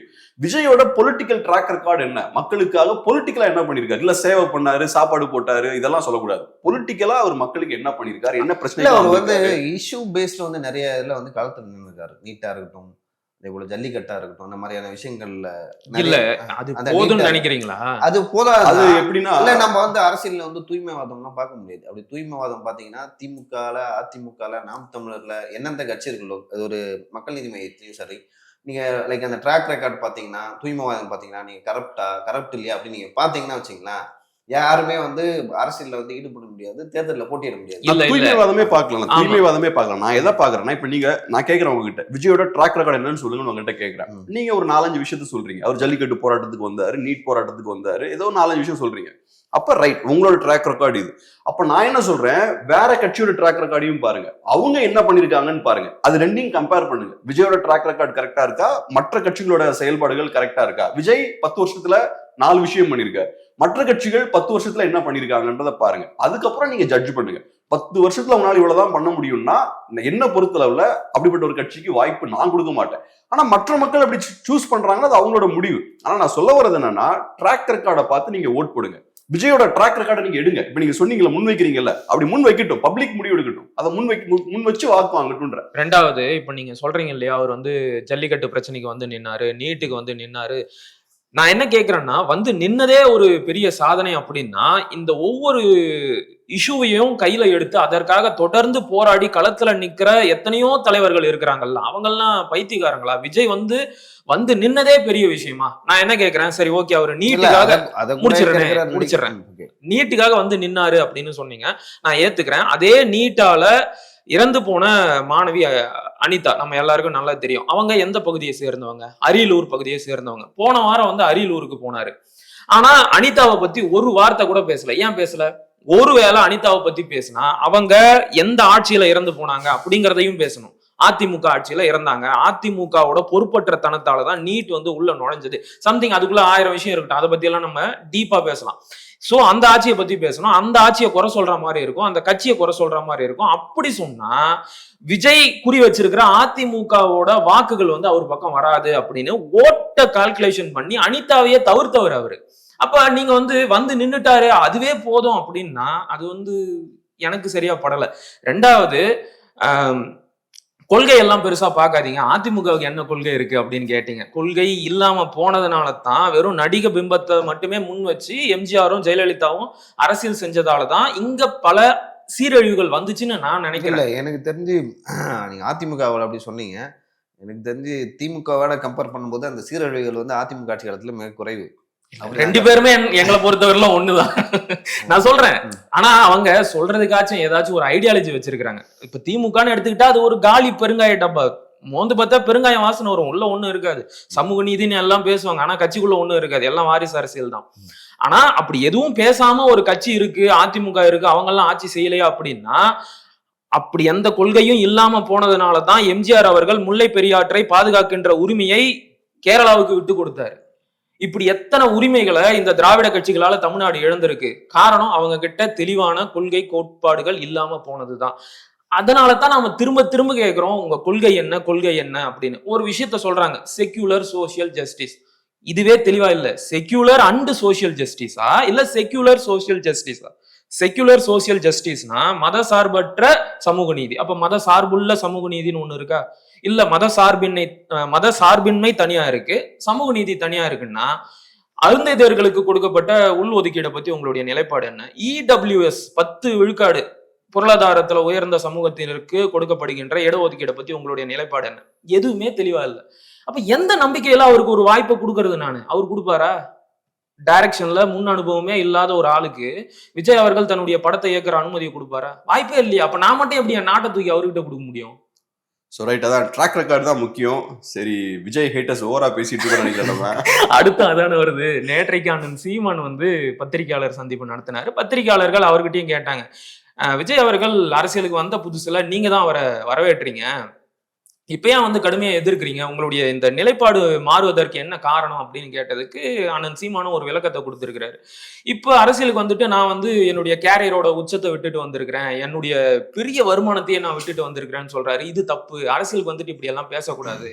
அப்படி பார்த்தா இந்த நாட்டுக்காக தன்னுடைய சொந்த சொத்தையே எழுதி கொடுத்த எங்களுடைய பாட்டன் ஜம்புலிங்கனார், அவர் தான் நெய்வேலி நிலக்கரிக்காக தன்னுடைய நிலத்தை எடுத்து கொடுத்தாரு இந்த சுரங்கத்துக்காக. பிறகு வஉசி, அப்புறம் முத்துராமலிங்கனார், அப்புறம் காமராஜர், இவங்க எல்லாரும் தங்களுடைய சொந்த வாழ்க்கை, வருமானம், சொத்து, சுகம் எல்லாத்தையும் இழந்துதானே இந்த மக்களுக்காக பாடுபட்டாங்க. அவங்க என்னைக்காச்சும் சொல்லி காட்டி இருக்கிறாங்களா? நீங்க மட்டும் ஏன் சொல்றீங்க அப்படி சொல்லக்கூடாது, அது தப்பு அப்படின்னாரு. நீங்க எப்படி பாக்குறீங்க? என்ன பொறுத்தளவுல சொல்லலாம், சொல்லாம இருக்கலாம், அது அவரோட உரிமை. ஆனா நான் எப்படி பாக்குறேன்னா, அவர் சொன்ன அந்த விஷயத்துல உண்மை இல்லைன்னு பாக்குறேன். அவரோட கெரியரை தியாகம் பண்ணிட்டு அவர் சினிமாவுக்கு வரல. இப்ப சினிமால ஒரு நடிகர் நல்லா சம்பாதிக்கிறார், அதுவும் சக்சஸ்ஃபுல்லான ஒரு நடிகர் நிறைய சம்பாதிக்கிறார், ஆயிரக்கணக்கான கோடி சம்பாதிக்கக்கூடிய பொட்டன்ஷியல் இருக்கக்கூடிய ஒரு இண்டஸ்ட்ரி. ஸோ அதை விட்டுட்டு இப்ப அரசியலுக்கு வரார். நான் எப்படி பாக்குறேன்னா, தமிழ்நாட்டுல சினிமாவை விட அரசியல பல ஆயிரம் கோடி ரூபா நீங்க சம்பாதிக்கலாம். சினிமால கம்மியா நீங்க சம்பாதிக்கலாம், அரசியல்ல சினிமாவை விட இன்னும் அதிகமா சம்பாதிக்கலாம். சினிமா இண்டஸ்ட்ரியவே கட்டுப்படுத்தலாம். இன்ஃபேக்ட் சினிமா இண்டஸ்ட்ரிக்கு தீனி போடுறதே அரசியல்வாதிகள் தான். ஸோ அந்த வகையில பொலிட்டிக்ஸ் இன்னும் பெரிய ஒரு மார்க்கெட். நான் எப்படி பாக்குறேன்னா, இது ஒரு ப்ரொமோஷனா தான் பாக்குறேன். சினிமாவை விட்டுட்டு அரசியலுக்கு வரதுன்றது அது ஒரு ப்ரொமோஷன் தான். அதனாலதான் ட்ரெடிஷ்னலா எல்லா சினிமாக்காரங்களுமே அரசியலுக்கு கடைசியில வராங்க. அது காரணம் என்னன்னா, அவங்களுக்கு தெரியும் அரசியல் நெக்ஸ்ட் ஸ்டேஜ், அது இன்னும் ஒரு growth நமக்கு அங்க கிடைக்கும், பினான்சியலாவும் கிடைக்கும், அதிகார ரீதியாகவும் உங்களுக்கு இன்னொரு பெரிய ஒரு growth கிடைக்கும். அதனால இதை நான் தியாகமா பார்க்கல. இப்ப நீங்க சினிமாவை தூக்கி போட்டுட்டு ரெட் கிராஸ்ல போய் வேலை பார்க்குறீங்க, இல்லைன்னா வேற ஏதாவது ஒரு சேவை செய்றீங்கன்னா அது ஒரு பெரிய தியாகம். நான் சம்பாதிச்ச காசை வேற இடத்துல நான் செலவழிக்கிறேன்னா தியாகம். இது அப்படி கிடையாது. இப்ப விஜய் அவர்கள் ஆடக்கூடிய இந்த பொலிட்டிக்கல் கேம் வந்து கமர்ஷியல் பொலிட்டிக்கல் கேம். அதை கூட நான் பெருசா பிளேம் பண்ண மாட்டேன், ஏன்னா மற்ற கட்சிகளும் அதான் பண்றாங்க. ஆனா நான் சொல்ல வருது என்னன்னா அதுல தியாகம் எதுவும் இல்லை. இது ஒரு கமர்ஷியல் என்டர்பிரைஸ் தான். இப்ப அங்க ஸ்ட்ராட்டஜிஸ்டுகள்லாம் உள்ள வராங்க, இன்டர்நேஷனல் லெவல்ல நேஷனல் லெவல்ல பெரிய ஸ்ட்ராட்டஜிஸ்டுகள்லாம் உள்ள கொண்டு வராங்க. இவங்கெல்லாம் சும்மாலாம் வரமாட்டாங்க. இவங்களுக்குலாம் நீங்க நிறைய வைட்டமின் பாவெல்லாம் தூக்கி எறிய வேண்டியிருக்கும். ஸோ அதனால இது ஏதோ பெரிய ஒரு தியாகம் பண்ணிட்டு அரசியலுக்கு வந்த மாதிரி நான் பார்க்கல. இது நெக்ஸ்ட் ஸ்டேஜ். இது ஒரு ப்ரொமோஷனா தான் பாக்குறேன். இல்ல நான் அப்படி பார்க்கல. நான் அப்படி பார்க்கறேன்னா லைக் அவர் வந்து எதுவுமே சொல்லாம டக்குன்னு வந்து விட்டுட்டு அரசியலுக்கு வரல. அவர் வந்து பில் பண்றாரு, கொஞ்சம் கொஞ்சமா பில் பண்றாரு. ரசிகர் மன்றமா இருக்கு, நற்பணி மன்றம், விஜய் மக்கள் ஐக்கியமா மாத்துறாரு. நீங்க வந்து ஒரே நாளில் வந்து சொல்லாம கொள்ளாம வந்து அரசியலுக்கு வந்தா நீங்க வந்து சொல்லலாம், நீங்க ஏன் அரசியலுக்கு வந்தீங்க, எதுக்கு மார்க்கெட் வந்தீங்க அப்படின்னு சொல்லிட்டு கேட்கலாம். அவர் ஏற்கனவே சொல்றாரு, எனக்கு அரசியல் ஆசை இருக்கு, நான் வருவேன், நான் வந்து அரசியலில் வந்து என் சேவையை செய்வேன் அப்படின்னு சொல்றாரு. அவர் விஜய் நற்பணி அந்த இயக்கமாக இருக்கணும் சரி, அதே போல் விஜய் மக்கள் இயக்கமாகவும் சரி, வெள்ளத்தால் பாதிக்கப்பட்ட மக்களுக்கு உதவி இருக்காரு. அப்புறம் வந்து கல்வியில் வந்து யாரெல்லாம் லைக் ஃபீஸ் கட்ட முடியும், அந்த மாதிரியான விஷயங்கள்லாம் சின்ன சின்ன விஷயங்கள் தான். அவரால் முடிந்த அளவுக்கு என்ன பண்ண முடியுமோ பண்ணியிருக்காரு. ஸோ ஒரு நீங்கள் சொல்கிற மாதிரி வந்து ஒரு அரசியல் தான் வந்து பணம் புழங்கும் அதிக இடம். சரி, நீங்கள் அரசியல்வாதியும் வந்து அவரையும் கம்பேர் பண்ண முடியாது. நீங்கள் வந்து மக்களுக்கு என்ன பண்ணீங்க அப்படின்னு சொல்லி விஜய் இப்போ கேட்க முடியாது. ஏன்னா அரசியல்வாதிகிட்ட இவ்வளோ பணம் இருக்கும். ஸோ விஜய் கிட்ட வந்து ஒரு அளவு இருக்குன்னு வச்சுக்கலாம். அவரால் முடிஞ்சதை எல்லாருக்கும் வந்து அவங்க டிஸ்ட்ரிபியூட் பண்ணி, ஏன்னா 38 டிஸ்ட்ரிக்ட் இருக்குது. நீங்கள் 38 டிஸ்ட்ரிக்ட் பண்ணா வந்து அதுக்கு பெரிய அளவில் வந்து பணம் தேவைப்படும். ஸோ அவரால் வந்து முடிந்த அளவுக்கு பண்ணியிருக்காரு.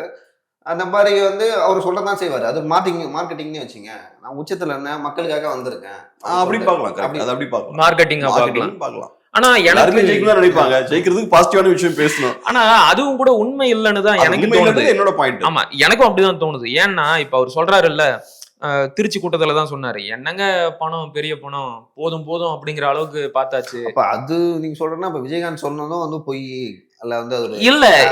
இந்த இடத்துல ஏன் அந்த கேள்வி வருது அப்படின்னா, அந்த மாதிரி சொன்னாரு, நான் மறுக்கல, சொன்னாரு, நான் அதை மறுக்கல. ஆனா விஜய் சொல்றதுல எங்க அந்த சந்தேகம் வருது அப்படின்னா, இப்ப அவர் சொல்றாரு இல்ல, போதும் போதும் அப்படிங்கிற அளவுக்கு நான் பணத்தை பார்த்துட்டேன் அப்படிங்கிறாரு. சரி, அது உண்மை அப்படின்னா இப்ப கர்நாடகாவில் வந்து காவேரி பிரச்சனை ரொம்ப நாளா ஓடிக்கிட்டு இருக்கு, பாலாறு பிரச்சனை ஆந்திராவில் ஓடிக்கிட்டு இருக்கு, கேரளாவில் முல்லை பெரியாறு அணை உரிமை பிரச்சனை ஓடிக்கிட்டு இருக்கு. இது 3 விஷயத்த பத்தியும் விஜய் அவர்கள் பேசவே இல்லை. எந்த இடத்துல காவிரி ஆறு வந்து அகண்டு விரிந்து ஓடுதோ அந்த திருச்சியிலேயே கூட இந்த காவேரி பிரச்சனையை பத்தி பேசல. ஏன் பேசல? பேசியிருந்தா உங்களுடைய கடைசி படமான ஜனநாயகன் வந்து அங்க ஓடாது, எதிர்ப்பு தெரிவிப்பாங்க. அதனால உங்களுடைய படத்திற்கான லாபம் பாதிக்கப்படும், அந்த வருமானம் பாதிக்கப்படும். அப்படிங்கறதுனால தானே நீங்க அமைதியா இருக்கீங்க. அப்புறம் இங்க வந்துட்டு எனக்கு வந்து பணம் முக்கியமே இல்லை அப்படின்னு சொல்றது எந்த வகையில உண்மையா இருக்கும்னு எனக்கு தோணல. சோ அது வந்து பொய்யான ஸ்டேட்மெண்டா தான் இருக்கு. இன்னொரு விஷயமும் என்னன்னா, விஜய் கிட்ட ஏதோ கொஞ்சம் பணம் இருக்கு, அரசியல்வாதிகள் கிட்ட இருக்கிற அளவுக்கு இல்ல, கொஞ்சம் பணம் வச்சிருக்காரு, அதை டிஸ்ட்ரிபியூட் பண்றாருன்ற மாதிரி சொன்னீங்க இல்லையா? இப்ப நான் வந்து விஜய் அவர்கள் அவரோட சொந்த பணத்தை டிஸ்ட்ரிபியூட் பண்ணலாம் எதிர்பார்க்கவே இல்லை. யாரும் அவங்களோட பணத்தை டிஸ்ட்ரிபியூட் பண்ணுங்க, செலவழிங்கன்னா நான் எதுவுமே அந்த மாதிரிலாம் எதிர்பார்க்கல. நான் என்ன சொல்றேன், மக்களை மொபிலைஸ் பண்ணுங்க, மக்களுக்கான பிரச்சனையை பேசுங்க, மக்கள்கிட்ட இருந்து அந்த பணத்தை வசூலிங்க. ஏன்னா மக்களுக்காக தான் நீங்க அரசியலை முன்வைக்கிறீங்கன்னா மக்களே அதுக்கு ஃபண்ட் பண்ணுவாங்க.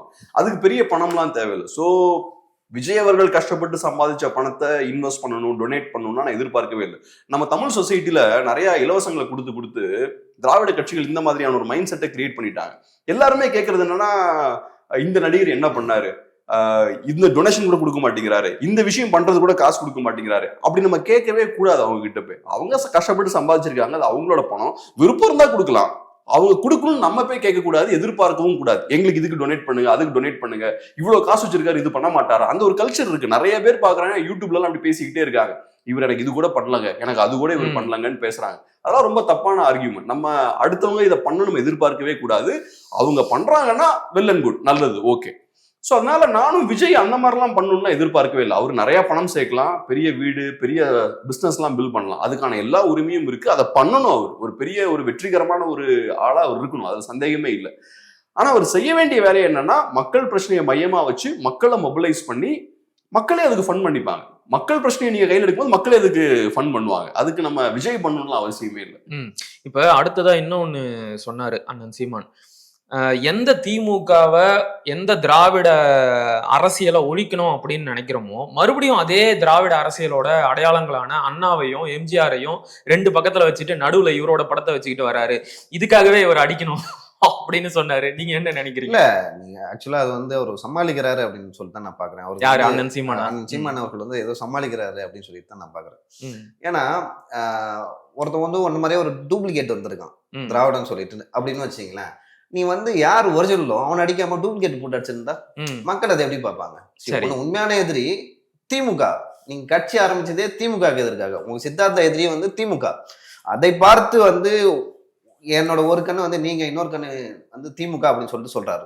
அப்போ உங்க சித்தாந்த எதிரியான திமுக விட்டுட்டு உங்க பாதையில இருந்து நீங்க வந்து விலகி செல்றீங்க. அப்படி விலகி செல்லும் போது அப்போ வந்து நீங்க திமுக சொல்லிதான் செய்றீங்களா? யாருக்காக கட்சி ஆரம்பிச்சீங்களோ அவர்களிடம் வந்து அவர்கள் சொல்லுவதை வந்து கேட்டுக்கொண்டு ஒரு தமிழரை பச்சை தமிழரை வந்து எதிர்க்கிறீங்களா அப்படின்னு ஒரு கேள்வி கேட்க தோணுது இல்ல? அதே அதிமுகவும் திராவிட கட்சி தான், திமுகவும் திராவிட கட்சி தான். இது வந்து 2 கலவன்னு வச்சுங்களேன். மக்கள் நீதி மயமான ஒரு கட்சி, அந்த மாதிரியான ஒரு கட்சி தான். அவர் மையன் பேர் வைக்கல விஜய் அவர்கள். இருந்தாலும் வந்து தமிழ் தேசியம் திராவிடம் அப்படின்னு அது இன்னொரு மையன்னு வச்சுங்களேன். அப்படி இருக்கும்போது நீங்க எதுக்கு விஜய் அடிக்கிறீங்க? டம்மியை போட்டு எதுக்கு அடிக்கிறீங்க? ஒரிஜினாலிட்டி எதுக்கு வந்து விடுறீங்க அப்படின்னு நான் கேட்கறேன். அதான் இதுக்கு நான் பதில் சொல்ல விரும்பல. ஏன்னா ஏற்கனவே ஆடியன்ஸ் நிறைய பேர் லியோவும் நீங்களும் அண்ணன் தம்பி மாதிரி இருக்கீங்க, ஒரே மாதிரி இருக்கீங்க எல்லாம் சொல்லிட்டு இருக்காங்க. அதனால நீங்களே சொல்லுங்க, தொடர்ச்சியான இந்த மாதிரி விஜய் அட்டாக் பண்றதுல இல்ல. அண்ணன் வந்து இதுல என்ன சொல்றது, அது வந்து என்ன சொன்னீங்க, போலியா? ஒரு போலி போலியான எதிரியை வந்து ஏன் அடிக்கிறீங்க, உண்மையான எதிரியை தாக்குங்க அப்படின்னு கேக்குறீங்க. உண்மைதான். நேற்றைக்கு அண்ணன் சீமான் அவர்கள் திமுகவையும் அட்டாக் பண்ணாரு. பிரச்சனை எங்க இருக்கு அப்படின்னா இந்த மீடியாவில் இருக்கு. மீடியா வந்து திமுகவை அடிக்கிறத மக்கள் மத்தியில கொண்டு போய் சேர்க்கிறதே இல்லை. நேற்றைக்கு திமுகவை நேரடியா சேலஞ்ச் பண்ணாரு. என்ன மாதிரி எந்த கூட்டணி கட்சியோட துணையும் இல்லாம வாக்குக்கு ₹1 காசு கொடுக்காம தேர்தல்ல போட்டி போட தயாரா? நாம் தமிழர் திமுக என்கிட்ட போட்டி போட்டு நீ 8 விழுக்காடு வாக்கு வாங்கிரு, நான் அரசியல விட்டே போயிடுறேன் அப்படின்னு அண்ணன் சீமான் அவர்கள் நேற்றைக்கும் திமுகவை கடுமையா விமர்சனம் பண்ணி தான் பேசினாரு. பிரச்சனை எங்க இருக்குன்னா தொடர்ந்து இந்த மீடியாக்கள் அண்ணன் சீமான் கிட்ட விஜய பத்தி கேள்வி கேட்கறாங்க. அதை வந்து போக்கஸ் பண்ணி மக்கள் மத்தியில கொண்டு போய் சேர்க்கிறாங்க. இவங்களுக்கு அதனால டிஆர்பி அதிகமா கிடைக்குது. அதனால வந்து அண்ணன் சீமான் தொடர்ந்து விஜய மட்டுமே டார்கெட் பண்றாரு அப்படின்னு தோணுது. ஆனா அவர் அப்படியெல்லாம் செய்யறது இல்ல. எல்லா கூட்டத்திலையும் திமுகவையும் அடிக்கிறாரு, அதிமுகவும் அடிக்கிறாரு, காங்கிரஸ், பாஜக எல்லாரையும் அடிச்சுட்டு போற போக்குல விஜயோட இந்த சந்தர்ப்பவாத அரசியலை, போலி அரசியலை விமர்சிக்கிறாரே தவிர விஜய மட்டுமே போக்கஸ் பண்ணி அடிக்கிறாரு அப்படின்னு சொல்றது உண்மை இல்லை. இதுதான் என்னுடைய கருத்து. இப்ப நீங்க கோயம்புத்தூர்ல கடந்த வாரம் வந்து ஒரு முக்கியமான கூட்டம் நடந்துச்சு நாம் தமிழர் கட்சி சார்பா. நிலத்தை இழந்தால் பலத்தை இழப்போம், ரொம்ப ரொம்ப முக்கியமானது. அதுவும் உலக அளவுல எல்லா முக்கியமான நாடுகள்லயும் இந்த பிரச்சனை வந்திருக்கு. இப்ப ஆஸ்திரேலியாவில் வந்து இமிகிரன்ஸுக்கு எதிராக வந்து போராட்டம் நடந்துகிட்டு இருக்கு, இந்தியர்களுக்கு எதிராக. அதுவும் குறிப்பா ஏன் வந்து அவங்க அதிகமா இந்த நாட்டுக்குள்ள வராங்க அப்படின்னு இப்ப லண்டன்ல நடந்துகிட்டு இருக்கு. அதே விஷயத்தை தான் அண்ணன் சீமான் அவர்களும் கையில எடுத்திருக்கிறாரு. அளவுக்கு அதிகமான வட இந்தியர்கள் தமிழ்நாட்டுக்குள்ள வந்துகிட்டே இருக்கிறாங்க. இத இப்படியே விட்டா நாளைக்கு நம்முடைய நிலத்தை இழந்துருவோம், அரசியல் உரிமைகளை இழந்துருவோம், இது மிகப்பெரிய ஆபத்தா வந்துரும் அப்படின்னு சொல்லிட்டு கிட்டத்தட்ட 1.5 மணி நேரம் அந்த விஷயத்த அவ்வளோ அழகா நரேட் பண்ணி சொன்னாரு. அது பத்தி எதுவுமே இந்த மக்களுக்கு போய் சேரல. ஆனா அந்த கூட்டத்துல வெறும் ஒரு 2 நிமிஷம் விஜய பத்தி பேசியிருப்பாரு, அதை மட்டும் கொண்டு போய் சேர்க்கிறாங்க. அப்ப இது யாருடைய தப்பு? அந்த கூட்டத்துல வட இந்தியர்களை அனுமதிக்கிற திமுகவையும் விமர்சிச்சாரு, வட இந்தியர்களை திட்டமிட்டு தமிழ்நாட்டுக்குள்ள நுழைக்கிற பாஜகவையும் விமர்சனம் பண்ணாரு, காங்கிரஸையும் அடிச்சாரு, அதிமுகவையும் அடிச்சாரு. ஆனா அது எதுவுமே வரலையே. அப்போ மீடியாக்கள் வந்து அவங்களுடைய டிஆர்பிக்காக அண்ணன் சீமான் அவர்களை வந்து விஜயோட எதிர்ப்பாளரா மட்டுமே போக்கஸ் பண்றாங்க. என்ன கேட்டா வந்து இது மீடியாவோட ஒரு திட்டமிட்ட சதி. வந்து சீமான் அண்ணன் அவர்கள் தான் வந்து புரிந்து கொள்ள வேண்டும். நம்ம வந்து திமுகவை பத்தி பேசுறோம், காங்கிரஸ் கேள்வியை கேட்டா தவிர்த்துருங்க, விஜய் பத்தி கேட்டா. அவன் மேடைகள்ல இருந்தாலும் அவன் என் தம்பிப்பா வருஷம்பா அப்படின்னு சொல்லி ஜஸ்ட் லைக் தட் போயிடணும். அவர் பேசுறதால அவரு விஜயம் மட்டும் தாக்குறாருல, அதை மட்டுமே எடுத்து போறதும் நியூஸா போறதும் வந்து ஒரு தனிப்பட்ட பகையை வந்து 2 பேருக்குள்ள வந்து உருவாக்குது. ஆமா, உண்மைதான். இப்ப இவங்க 2 பேரும் அடிச்சுக்கிட்டோம் அப்படிங்கிற மாதிரி ஆளுங்கட்சிகள் நினைக்குது. அதுக்கும் நம்ம இடம் கொடுக்குற மாதிரி தான் இருக்கு. நான் கூட என்ன நினைப்பேன்னா, வேணும்னே அண்ணன் வாயை கிளறாங்க, பேசாம அவர் வந்து அமைதியா இருந்துடணும். விஜய் பத்தி கேட்டாங்கன்னா நான் இதுக்கு முன்னாடி பல விமர்சனம் வச்சுட்டேன், எதுக்கும் அவங்க தரப்புல இருந்து பதில் வரல. ம். மேலும் மேலும் நீங்க கேள்வி கேட்கறதுனாலயோ நான் பதில் சொல்றதுனால எந்த பயனும் இல்ல. அந்த கேள்வியை தவிர்த்தரலாம் அப்படின்னு அவரு கடந்து போறது நல்லதுன்னு தான் எனக்கும் தோணுது. ஆனா தொடர்ந்து விஜய் செய்கின்ற சில போலியான அரசியல் வந்து அண்ணன் சீமான அமைதியா இருக்க விட மாட்டேங்குது. இப்ப அண்ணன் சீமான் சொன்ன மாதிரி ஒரு பக்கம் எம்ஜிஆர், ஒரு பக்கம் அண்ணா, நடுவுல நீங்க.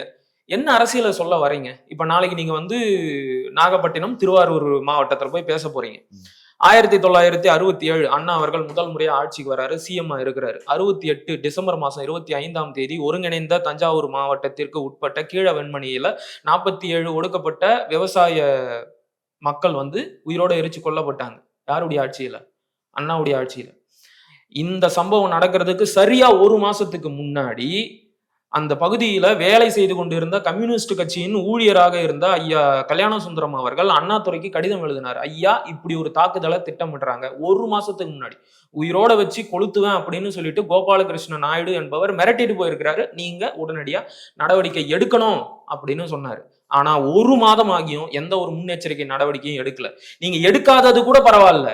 யார் அந்த விவசாயிகளை அடிச்சு உடைச்சு நொறுக்குறாங்களோ அந்த பண்ணையார்களுக்கு தான் ஐயா அண்ணாதுரை அவர்களோட காவல்துறை பாதுகாப்பா நின்னுச்சு. அதுக்குன்னே ஒரு காவல்துறையை உருவாக்குனாரு. அதுக்கு பேர் கிசான் போலீஸாம். பேரு தான் விவசாய போலீஸ். ஆனா பாதுகாப்பா இருந்ததெல்லாம் பண்ணையாருக்கு. கடைசியில அந்த 47 பேர் செத்து போனாங்க உயிரோட எரிஞ்சு. நடந்தது அண்ணாதுரையோட ஆட்சியில். நீங்க நாளைக்கு அதே நாகப்பட்டினம், திருவாரூர் மாவட்டத்துல தான் போய் பேச போறீங்க. எந்த முகத்தை வச்சுக்கிட்டு நீங்க பேசுறீங்க? என்ன தெரிஞ்சு பேசுறீங்க? இந்த வரலாறு எல்லாம் தெரிஞ்சிருந்தா அண்ணா தூக்கிட்டு வருவீங்களா? அப்ப இதையெல்லாம் பார்க்கும்போது தான் என்னது இது அரசியல்? இதை ஒழிக்கணும் தானே நாம பாடுபடுறோம்.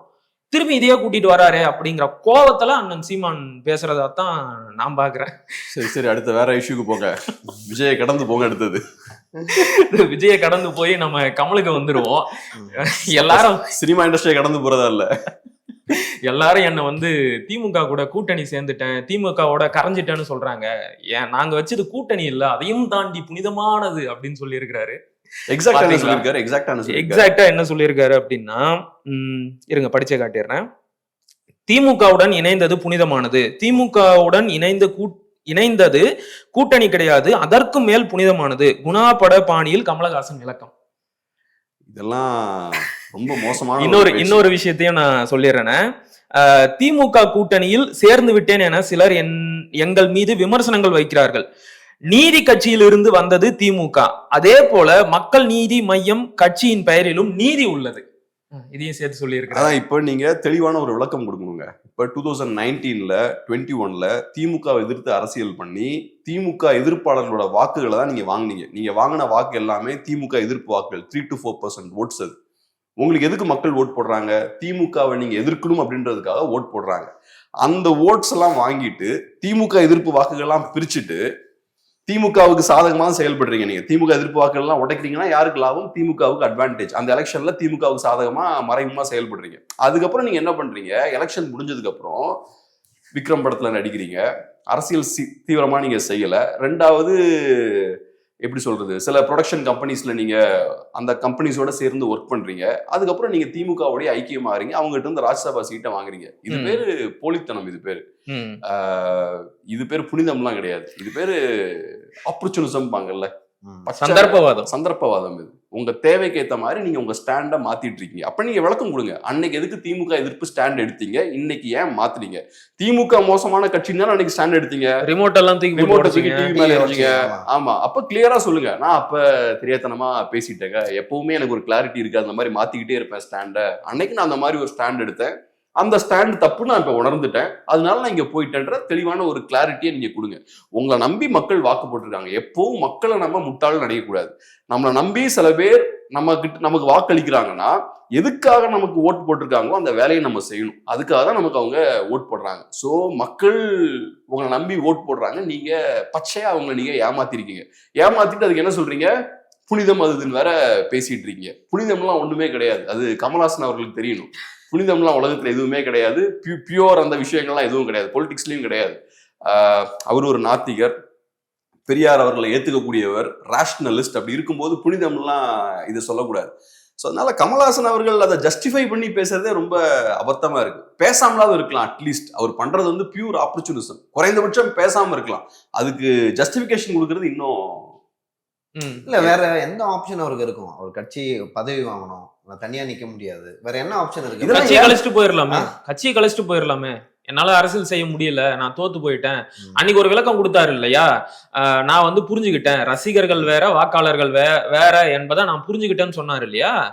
அப்ப புரிஞ்சுக்கிட்டீங்கன்னா நீங்க என்ன பண்ணிருக்கணும், டீசெண்டா கட்சியை கழிச்சிட்டு நான் அரசியலை விட்டு விலகுறேன்னு சொல்லிட்டு போயிருக்கணும். அதை விட்டுட்டு யாரை எதிர்க்கிறதுக்காக கட்சி தொடங்கினதா சொன்னீங்களோ, இப்ப அவங்க கூட இல்ல அவங்க கூடவே போய் கூட்டணி வச்சுட்டு அது புனிதம்னு சொல்றது எப்படி சரியா இருக்கும்? திமுகவையும் நீங்க அந்த கேட்டகரியில சேர்க்கலாம். திமுக வந்து யாருக்கு கண்டிப்பா கட்சி ஆரம்பிச்சாங்கன்னா கண்டிப்பா. காங்கிரஸ்க்கு எதிராக 2 முறை வந்து இதுக்கே திமுக ஆட்சி வந்து காங்கிரஸ் கழிச்சிருக்கு. ம்.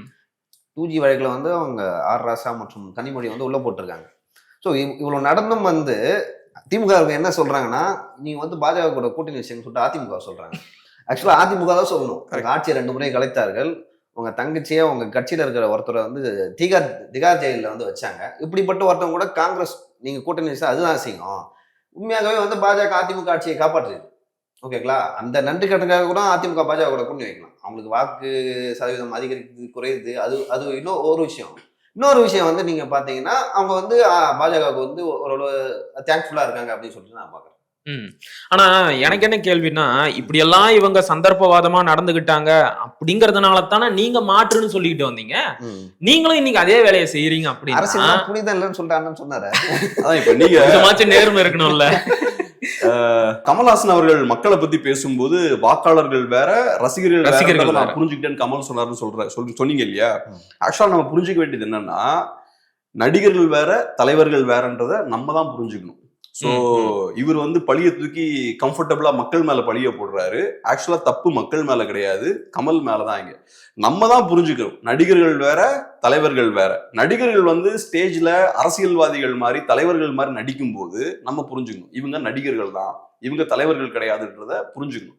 கமல்ஹாசனுக்கு விஜயோட பிரச்சனைகள் எல்லாமே அவருக்கும் இருந்தது. அப்ப கமல்ஹாசனுக்கும் பிரைமரி ப்ராப்ளம் என்னன்னா ஐடியாலஜி கிடையாது, ஐடியாலஜி இல்ல. கேட்டான சொல்றாங்க, நீங்க தான் சொல்றீங்க. அவர் என்ன சொல்றாருன்னா, ஆசியாவிலேயே மையவாதத்தை பேசக்கூடிய ஒரே கட்சி எங்க கட்சி தான். ஏன்னா உலகத்திலே இப்படி ஒரு ஐடியாலஜி கிடையாது, அவர் மட்டும் தான் அதை பேசணும். ஏன்னா உலகத்திலேயே அந்த மாதிரியான ஒரு சித்தாந்தம் கிடையாது, அரசியலும் கிடையாது. உலகத்துல எதுவுமே இந்த சென்டர் பேலன்ஸ் அது கிடையாதுங்க. சோ அப்படி ஒரு ஐடியாலஜியே கிடையாது, அது அவர் மட்டும் தான் பேசணும், வேற யாரும் பேச மாட்டாங்க. ஏன்னா அந்த அளவுக்கு அபத்தமான ஒரு ஐடியாலஜி.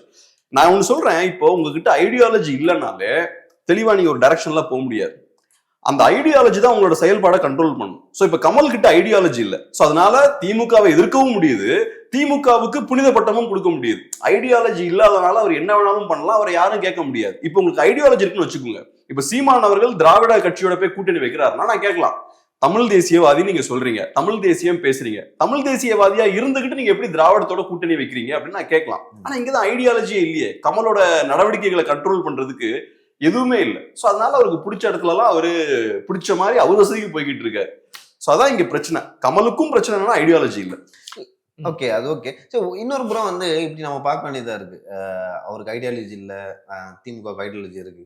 ஆனா இப்ப சில நாட்களாக நீங்க பாத்தீங்கன்னா திமுகவுக்கும் ஐடியாலஜி இருக்கான்னு எனக்கு தெரியல, இப்ப இருக்கான்னு தெரியல. ஐடியாலஜின்னு ஒண்ணு இருக்கு, அதை ஃபாலோ பண்ணாங்களா எனக்கு தெரியல.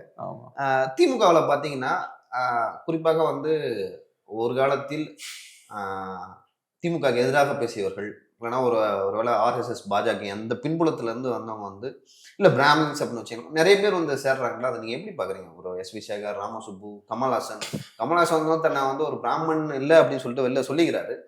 பட் பார்த்தா வந்து அவரை வந்து அப்படிதான் திமுக என்ற கட்சி பார்க்கணும். நீங்க எப்படி பாக்குறீங்க அவங்கலாம் போய் ஐக்கியமாக்குறது? இது ரொம்ப தவறான ஒரு விஷயம். ஒரு கட்சிக்கு ஒரு அடையாளம் வேணும், நான் யார் அப்படின்ற ஒரு அடையாளம் வேணும். ஸோ நான் திமுகனா அதிமுகவுக்கு நான் எதிரி, ஆரியத்துக்கு நான் எதிரி அப்படின்ற அந்த அடையாளம் வேணும். அந்த அடையாளத்தை நீங்க டைல்யூட் பண்ணக்கூடாது. ஸ்டாலின் அவர்கள் எதிரிகளை பலவீனப்படுத்தணும் அப்படின்ற நோக்கத்தோட திமுகவோட அடையாளத்தை டைல்யூட் பண்றாரு. இப்ப ஜெயலலிதா அவர்கள் திமுக காரங்களெல்லாம் உள்ள சேர்த்துக்கல. ஏன்னா ஏன் சேர்த்துக்கலன்னா, திமுக தீய சக்தி, தீய சக்தியில இருந்து வரக்கூடிய ஆளை நான் சேர்த்துக்க மாட்டேன், அப்புறம் எனக்கும் உனக்கு வித்தியாசம் இருக்காது. சோ அதிமுகவுக்கு ஒரு அடையாளம் இருக்கு, அந்த இமேஜை நான் மெயின்டைன் பண்றதுக்காக தான் ஜெயலலிதா அவர்கள் திமுக இருந்து வரக்கூடிய ஆட்கள் எல்லாம் சேர்த்துக்கல, கடைசி வரைக்கும் சேர்த்துக்கல. ஆனா ஸ்டாலின் அவர்களுக்கு அந்த கான்செப்ட் புரியல. அவர் எல்லாரையும் அதிமுக இருந்து ஒருத்தங்களையா உள்ள உருவிட்டு இருக்காரு, OPS அவர்களோட பேசுறாரு. இதெல்லாம் பண்ணும்போது என்ன ஆகும்னா, திமுகன்ற அந்த அடையாளம், அந்த கட்சிக்கு இருக்கக்கூடிய அந்த ஐடென்டிட்டி இருக்குல்ல, அது உடஞ்சு போயிடும்.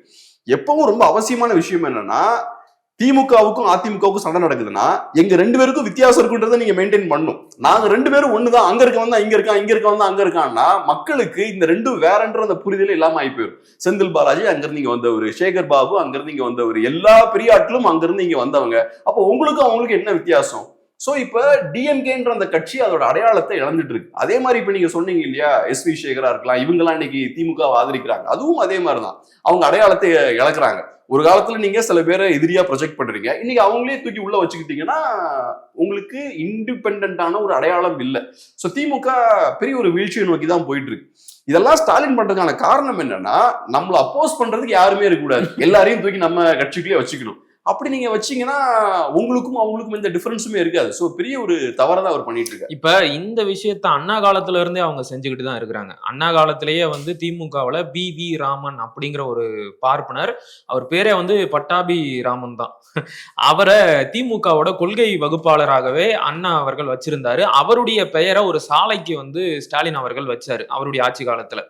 அவர் யாருன்னா அவ்வை சண்முகம் சாலையை தான் ஆமா ஆமா அவை சண்முகம் சாலையை தான் மாத்தி வச்சிருந்தாங்க. இந்த பிச்சைக்காரன் படத்துல கூட ஒரு ஆடி காருக்காக சண்டை போடுவார் தெரியுமா, அவரோட அப்பா தான் அந்த பி.வி. ராமன். இப்ப எஸ்.வி. சேகர் கேக்குறாரு, அவருடைய அப்பா பேரையும் நான் ஒரு தெருவுக்கு வைக்கிறேன் அப்படின்னு சொல்லி ஸ்டாலின் அவர்கள் ஒத்துக்கிட்டாரு. நீங்க சொன்ன மாதிரி அவருக்கு எல்லாரையும் உள்ள சேர்த்துக்கணும் அப்படின்னு பாக்குறாரு. இது அவருக்கான ஐடியாலஜியவே மொத்தமா வந்து என்ன சொல்றது, ஒரு மாதிரி கலங்கப்படுத்துது. பெரியார் என்ன சொன்னாருன்னா, திராவிடன்னு சொன்னாதான் பார்ப்பனர்கள் உள்ள வரமாட்டாங்க, தமிழர்னு சொன்னா நானும் தமிழ் தான் பேசுறேன்னு சொல்லிட்டு பார்ப்பனர்கள் உள்ள வந்துருவாங்கன்னு சொன்னாரு. ஆனா இங்க எல்லாமே தலைகீழா மாறிடுச்சு. எல்லாரும் விரும்பக்கூடிய திராவிடனாக இருக்கவே ஆசைப்படுகிறேன் அப்படின்னு சொல்லிட்டு எஸ்.வி. சேகர் வந்து திமுகவுல இணையறாரு. அடுத்தடுத்து மைத்ரேயன் வராரு, இன்னும் பல பேர் வந்து வந்துகிட்டே இருக்கிறாங்க. சோ உங்களோட அடிப்படை ஐடியாலஜியே தகர்ந்து போயிருச்சு. நீங்க யாரை எதிர்த்து அரசியல் செய்ய வந்ததா சொன்னீங்களோ அவங்க எல்லாருமே இப்ப உங்க கூட தான் இருக்கிறாங்க. இப்போ உங்களுக்கும் அவங்களுக்கும் பெரிய வேறுபாடு. நீதி கட்சி எதற்கு ஆரம்பிக்கப்பட்டதோ அவரு ஸ்டாலின் அவர்கள் வந்து பதவியேற்கும் பொழுது சொன்னாரு, இது வந்து ஒரு நாள் 2 நாள் திமுக என்ற இயக்கம் இல்ல, இது நீதி கட்சி போட்ட விதை அப்படின்னு சொல்லிட்டு சொன்னாரு. நீதி கட்சி எதுக்கு ஆரம்பிக்கப்பட்டதுன்னா, நான் பிராமினோட ஒரு மூவ்மெண்ட் தான் வந்து நீதி கட்சி. நான் பிராமின், நாட் ஒன்லி நான் பிராமின் மூவ்மெண்ட், நான் பிராமின் நான் தலித் அப்படின்னா ஓகே, அது தமிழ் தேசிய பார்வையில இருந்து பார்க்கணும் அப்படின்னா அது நாட் ஒன்லி நான் பிராமின் மூவ்மெண்ட். அதுக்குள்ள வந்து தமிழர்கள் யாரும் பதவிக்கு வந்துடக்கூடாதுங்கிறதும் ஒரு நோக்கமா இருக்கு. நீதி கட்சி ஆட்சியில் இருந்த 20 ஆண்டுகள்ல ஒரு தமிழர் கூட இந்த சென்னை மாகாணத்தோட பிரீமியரா வந்ததே கிடையாது, அவங்க வரவிட்டதும் கிடையாது. அதே மாதிரிதான் இப்ப திமுக ஆட்சியிலயும் நடக்குது. வந்தா நாங்க தான், எங்க குடும்பத்தை சேர்ந்தவங்க தான், எங்களுக்கு பக்கபலமா கூட இருங்க, மற்றபடி நீங்க யாரும் வந்து முதலமைச்சர் பதவிக்கு ஆசைப்படக்கூடாது. அதுதான் சமூக நீதி. ஆமா, அதுதான் சமூக நீதி. இது ஒரு சின்ன ஒரு மாற்று கருத்து மட்டும் எனக்கு இருக்கு. இப்ப பிராமணர்கள் பத்தி பேசும்போது என்ன பொறுத்தளவுல இண்டிவிஜுவல் பிராமின்ஸுக்கு எதிராக ஒரு கட்சி இருக்க முடியாது, ஒரு இயக்கம் இருக்கவும் முடியாது. சோ அவங்க பார்ப்பனியத்துக்கு எதிரான ஒரு அமைப்பா திராவிட இயக்கங்கள் அவங்கள ப்ரொஜெக்ட் பண்ணிட்டாங்க. ஸோ இண்டிவிஜுவலா ஒரு பிராமினுக்கு நல்ல முக்கியத்துவம் கொடுக்குறாங்கன்னா அதுல ஒன்றும் தப்பு கிடையாது. இப்ப நம்ம ஒரு கட்சி இருக்குன்னு வச்சுப்போம், தமிழ் நேஷனலிஸ்ட் பார்ட்டி இருக்கு. அந்த தமிழ் நேஷனலிஸ்ட் பார்ட்டிக்கு ஒரு இலக்கு இருக்கு, இந்த இலக்கை நோக்கி நம்ம போகணும், ஒரு சித்தாந்தம் இருக்கு, அதை ஏத்துக்கிட்டு ஒரு பிராமினும் வரலாம், யார் வேணாலும் வரலாம், அதுல ஒன்றும் தப்பு இல்லை. அந்த வகையில நீங்க சொன்ன எக்ஸாம்பிள் இருக்கு இல்லையா, திமுக அப்பவே பட்டாபிராமன் அவர்கள் இருந்தாங்கன்னு சொன்னீங்க இல்லையா, அது ஓகே, அக்செப்ட் பண்ணிக்கலாம். ஆனா இப்ப எஸ்.வி. சேகர் கதை வேற. அவரு நீங்க சொல்ற ஐடியாலஜிக்கு நேர் எதிரானவர் எப்ப நீங்க எதிர்கட்சியா இருக்கிற வரைக்கும். அப்புறம் நீங்க ஆளும் கட்சி ஆனதுக்கு அப்புறம் அவங்க கூட வந்து பட்டுன்னு ஐக்கியமாகிறார். அவரோட ஐடியாலஜி இப்பயும் வந்து கரெக்ட், அவர் மாத்திக்கல, நீங்க தான் அகாமடேட் பண்றீங்க. அவரை மைத்ரேயன் மாத்திக்கல, ராமசுப்பும் மாத்திக்கல, யாருமே. நீங்க கமல்ஹாசன் அப்படி வந்து நம்ம நிறுத்த முடியாது, ஒரு இண்டிவிஜுவலா நீங்க ஏத்துக்கலாம். Correct correct. கமல்ஹாசன் அப்படி பார்க்க முடியாது, ரொம்ப ஃபார்வர்ட் ஆகுது. கரெக்ட். சோ அந்த மாதிரி வந்து அந்த சமூகத்துல நிறைய பேர் இருக்காங்க. ஆனா இவங்க 3 பேரும் அப்படி இல்ல. அப்படி இருந்துமே வந்து அவர் ஸ்டாலின் அவர்கள் சேர்த்துக்கிறாருன்னா அவர் யாரோ செய்யற ஒரு பிழை. அவர் ஸ்டாலின் அவர்களா செய்யறாரா இல்லையான்னு எனக்கு தெரியல, யாரோ ஒருத்தவங்க பிழை செய்யறாங்க, தப்பான ஐடியா கொடுக்குறாங்க. ஸ்ட்ராட்டஜி டீம்ல இருந்து யாரோ கொடுக்குறாங்க. இதுல இருக்கக்கூடிய பெரிய சிக்கல் என்னன்னா, நீங்க எதிரிகள் எல்லாத்தையுமே உள்ள கொண்டு வரணும்னு நினைக்கும் போது உள்ள வரவனும் சாட்டிஸ்ஃபைடா இருக்க மாட்டான், ஏற்கனவே அவங்க கட்சிக்குள்ள இருக்கவனும் சாட்டிஸ்ஃபைடா இருக்க மாட்டான், அவங்களுக்கும் அதிருப்திகள் நிறைய வரும். நம்ம இவ்வளவு நாளா கட்சியில இருக்கோம், புதுசா உள்ள ஒருத்தவங்களை கொண்டு வராங்க, நமக்கு எதுவும் பொறுப்பு கொடுக்க மாட்டேங்கிறாங்கன்னு அந்த கோபம் வரும். 2வது உங்களோட அடையாளத்தையும் அது டைல்யூட் பண்ணிடும். அப்ப ஒவ்வொரு தடவையும் வெளில இருந்து ஆள் வரும்போது அப்ப உங்களுக்கும் அவங்களுக்கும் வித்தியாசம் இல்லை அப்படின்ற மாதிரியும் மாறிடும். ஸோ இது பெரிய டேஞ்சரஸான ஒரு விஷயம். ஸ்டாலின் அவர்கள் அதை தொடர்ச்சியா பண்ணிட்டு இருக்காரு. கடைசியா என்னை பொறுத்த வரைக்கும் கமல் செஞ்சது மிகப்பெரிய துரோகம். ஒரு மாற்று அரசியலை எதிர்பார்த்து காத்து கொண்டு இருக்கின்ற இந்த தமிழக மக்களுக்கு நான் தான் மாற்றுன்னு சொல்லிட்டு வந்துட்டு கடைசியில நீங்க மிகப்பெரிய ஏமாற்றத்தை தான் அந்த மக்களுக்கு கொடுத்துருக்கிறீங்க. உண்மையான மாற்று அரசியலை பேசி கொண்டு இருந்த ஒரு கட்சியை மிகப்பெரிய அளவுக்கு டேமேஜ் பண்ணி விட்டுட்டீங்க. சரி, அதுக்குள்ள நம்ம டீப்பா போக வேண்டாம். வேற ஒரு மக்களுக்கு மாற்று அரசியல் மேல நம்பிக்கை இதனால கம்மியாகுது. இந்த மாதிரி போலிகள் வந்துட்டு போறனால மாற்றெல்லாம் சாத்தியமே இல்லைங்கன்ற மாதிரி சொல்றாங்க, பேசுறாங்க, கடைசியில அங்கேயே போயிடுறாங்கப்பா. ஒரு டிஃபீட்டிஸ்ட் மென்டாலிட்டிக்கு மக்கள் தள்ளப்படுறாங்க. அதுவும் முக்கியம்.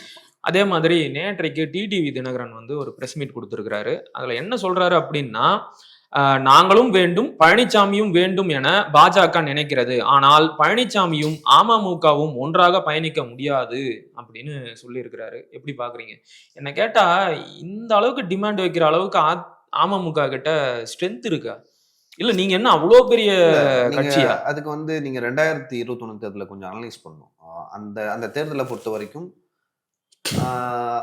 இன்னும் வந்து அந்த அந்த காலகட்டத்தில் சசிகலா மற்றும் டிடி தினகரன் இவங்கெல்லாம் வந்து அதிமுகவோட சேர்ந்திருந்தா அதிமுக வந்து மிகப்பெரிய அளவில் வந்து வெற்றி பெற்றிருக்கும். தென் தமிழகத்தில் ஒரு 20 தொகுதிகளில் அதிமுக பெரிய அளவுக்கு சரிவை சந்திச்சது, அமமுகவால் சரிவை சந்திச்சது. ஓகேங்களா, கிட்டத்தட்ட 20 தொகுதிகள் எனக்கு தெரிஞ்சு. அதெல்லாம் வந்து கொஞ்சம் இண்டிவிஜுவலா வந்து செல்வாக்குள்ள ஆட்கள் தென் பகுதிகளில். அவர்கள்லாம் வந்து எப்படி சொல்றது, அவர்கள் பிரித்த வாக்குகள் தான் அந்த 20 தொகுதிகள். இப்ப வந்து டிடிவி தினகரன் என்ன நினைக்கிறாருன்னா, இப்போ வெளியே நின்றுக்கிட்டு எனக்கு டிமாண்ட் இருக்கு, நான் இப்படிதான் பேசுவேன், என்ன சேர்த்துக்க முடியுமா முடியாதா, அந்த மாதிரியான ஒரு டிமாண்டை வந்து பாஜகவுக்கும் அதிமுகவுக்கும் வைக்கிறார். டிடிவி தினகரன் வந்து இப்படி பேசுறாருன்னா அவர் வந்து விஜய் கூட வந்து ஒரு நெகோசியேஷன்ல இருக்கலாம், அப்படி இல்லை தனித்து நின்று போட்டியிடலாம். திமுகவும் அவருக்கு வந்து வெளியில இருந்து ஃபண்ட் பண்ணலாம் ஃபியூச்சர்ல. நான் இப்ப சொல்ல ஃபியூச்சர்ல அவருக்கு என்ன ஐடியா இருக்குன்னு தெரியல. ஆனா அவருக்கான டிமாண்ட் இருக்கு. ஒரு ஓட்டு பிரிச்சாலும் வந்து சவுத்துல வந்து அது அதிமுகவுக்கு தான் பெரிய நஷ்டம். அதிமுகவோட சேர்ந்தா அது வந்து கொஞ்சம் கட்சிக்கு வந்து ஒரு புத்துணர்வு தரும். அவர் வந்து எனக்கு தெரிஞ்சு விஜய் கட்சி கூடயும் போக மாட்டாரு, தனியாகவும் நிற்க மாட்டாரு, அதிமுக கூட தான் வந்து சேருவாரு, இல்லைன்னா அந்த என்டிஏ கூட்டணியில் இருப்பாரு.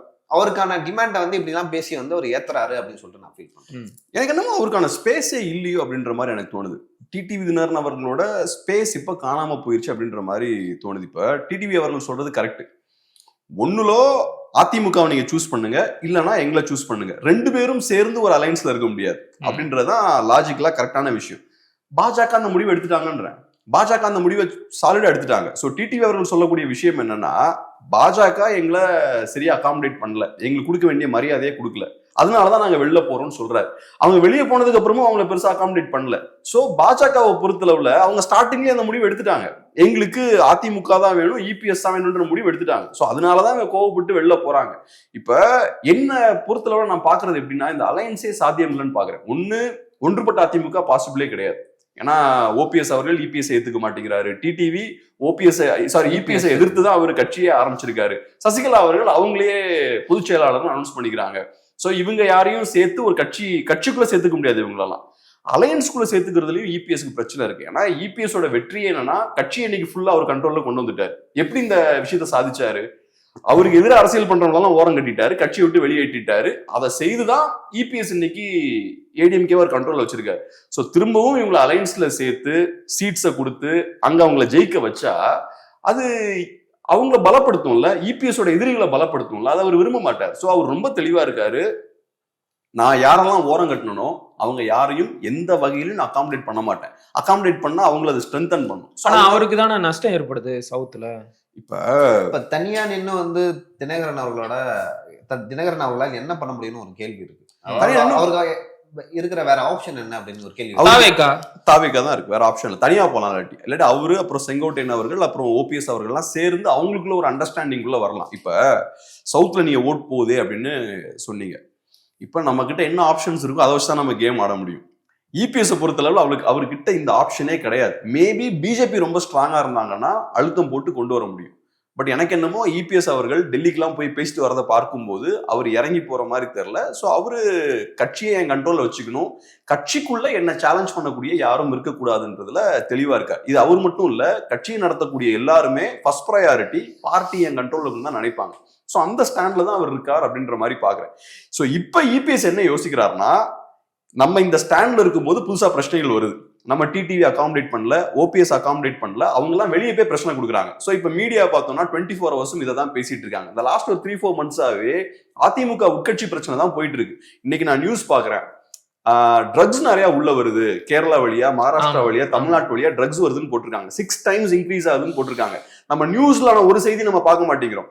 ட்ரக்ஸ் 6 மடங்கு அதிகமாயிருக்குன்னா அதனால வரக்கூடிய பாதிப்புகளும் அதிகமாகும்ல. ஆனா தமிழ்நாட்டுல நியூஸ்ல எதுவுமே நம்ம வர மாட்டேங்குது. பாதிப்புகள் அதிகமாகி இருக்கு. நான் ஒரு எக்ஸாம்பிள் சொல்றேன். இப்ப நான் ரீசெண்டா ஒரு நியூஸ் பாக்குறேன். ஒரு ஐடி எம்ப்ளாயி ஒரு பெரிய ஜீப் எடுத்துட்டு போய் அடிச்சலத்தையும் காலி பண்ணிட்டாரு. கேட்டா சொல்றாங்க மதுபோதையில போய் அவர் இதை பண்ணிட்டாருன்றாங்க. மதுபோதை அதிகமாச்சுன்னா ஆட்டம் இருக்கும், தள்ளாடி இருப்பாங்க, தெளிவா பேச மாட்டாங்க, அதெல்லாம் இருக்கும். இவன் தெளிவா எல்லாம் பேசுறான். தெளிவா நான் சொல்றது என்னன்னா வார்த்தைகள் எல்லாம் கிளியரா இருக்கு. ஆனா வேற ஏதோ உலகத்துல வளர்ந்துட்டு இருக்கான். என்னமோ தப்பா ஏதோ பேசுறான், ஏதோ பண்ணிட்டு இருக்கான். நிறைய பேரை ஏத்தி அவங்க உயிரிழந்திருக்காங்க. அங்க எனக்கு டவுட் இருக்கு. நான் இது ஓப்பனா பேச முடியாது. அந்த இடத்துல எனக்கு டவுட் இருக்கு. ஸோ நான் சொல்ல வருது என்னன்னா நிறைய பிரச்சனைகள் இருக்கு. அதெல்லாம் சப்ரஸ் பண்றாங்க, வெளியே வரவிடாம ஸ்டாப் பண்றாங்க. இவங்க பேசுற விஷயம் பாத்தீங்கன்னா அதிமுக பிரச்சனை. ஸோ இத இபிஎஸ் இன்னைக்கு ஸ்டாப் பண்ணணும். ஸோ அவர் இப்ப அமித்ஷா கிட்ட போறாரு. ஏன்னா அமித்ஷா நினைச்சா இவங்களெல்லாம் கண்ட்ரோல் பண்ண முடியும்.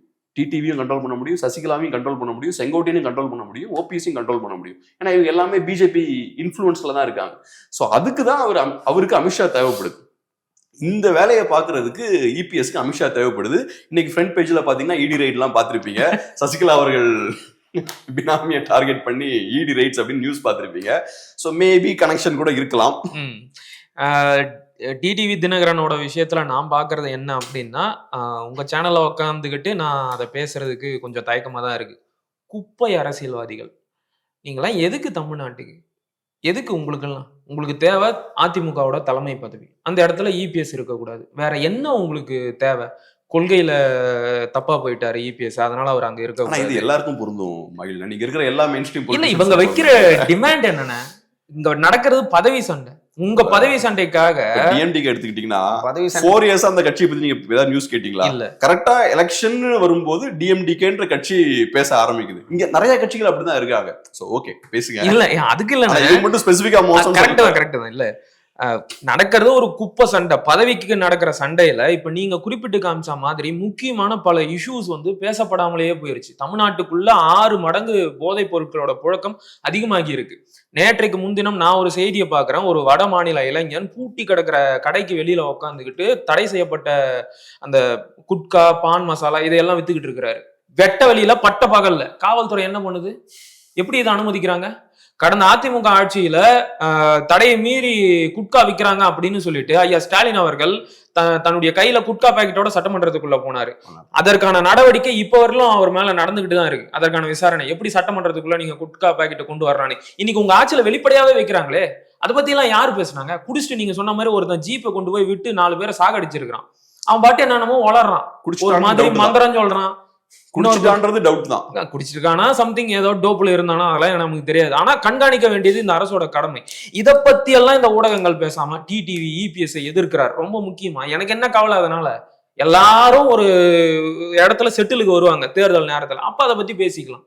இப்பவே அதை பத்தி பேசி ஆகணும், என்ன அவசியம் இருக்கு? இது பிஜேபி ஸ்ட்ராட்டஜி. இது திமுக கான்சியஸா கையில் எடுத்த ஒரு ஸ்ட்ராட்டஜி. பிஜேபி இதே ஸ்ட்ராட்டஜி தான். எலெக்ஷனை பத்தி மட்டும் தான் பேசுவாங்க. இந்த ஸ்டேட்ல இந்த எலெக்ஷன், அந்த ஸ்டேட்ல அந்த எலெக்ஷன், இந்த ஸ்டேட்ல இவங்களுக்கு இவ்வளவு % ஓட்ஸ், எல்லாமே பொலிட்டிக்கல் கால்குலேஷன்ஸ் தான். இன்னைக்கு திமுக அதே மாதிரி அரசியல் நம்பர் சார்ந்தே அந்த பப்ளிக் டிஸ்கஷன்ஸை கொண்டு போயிட்டாங்க.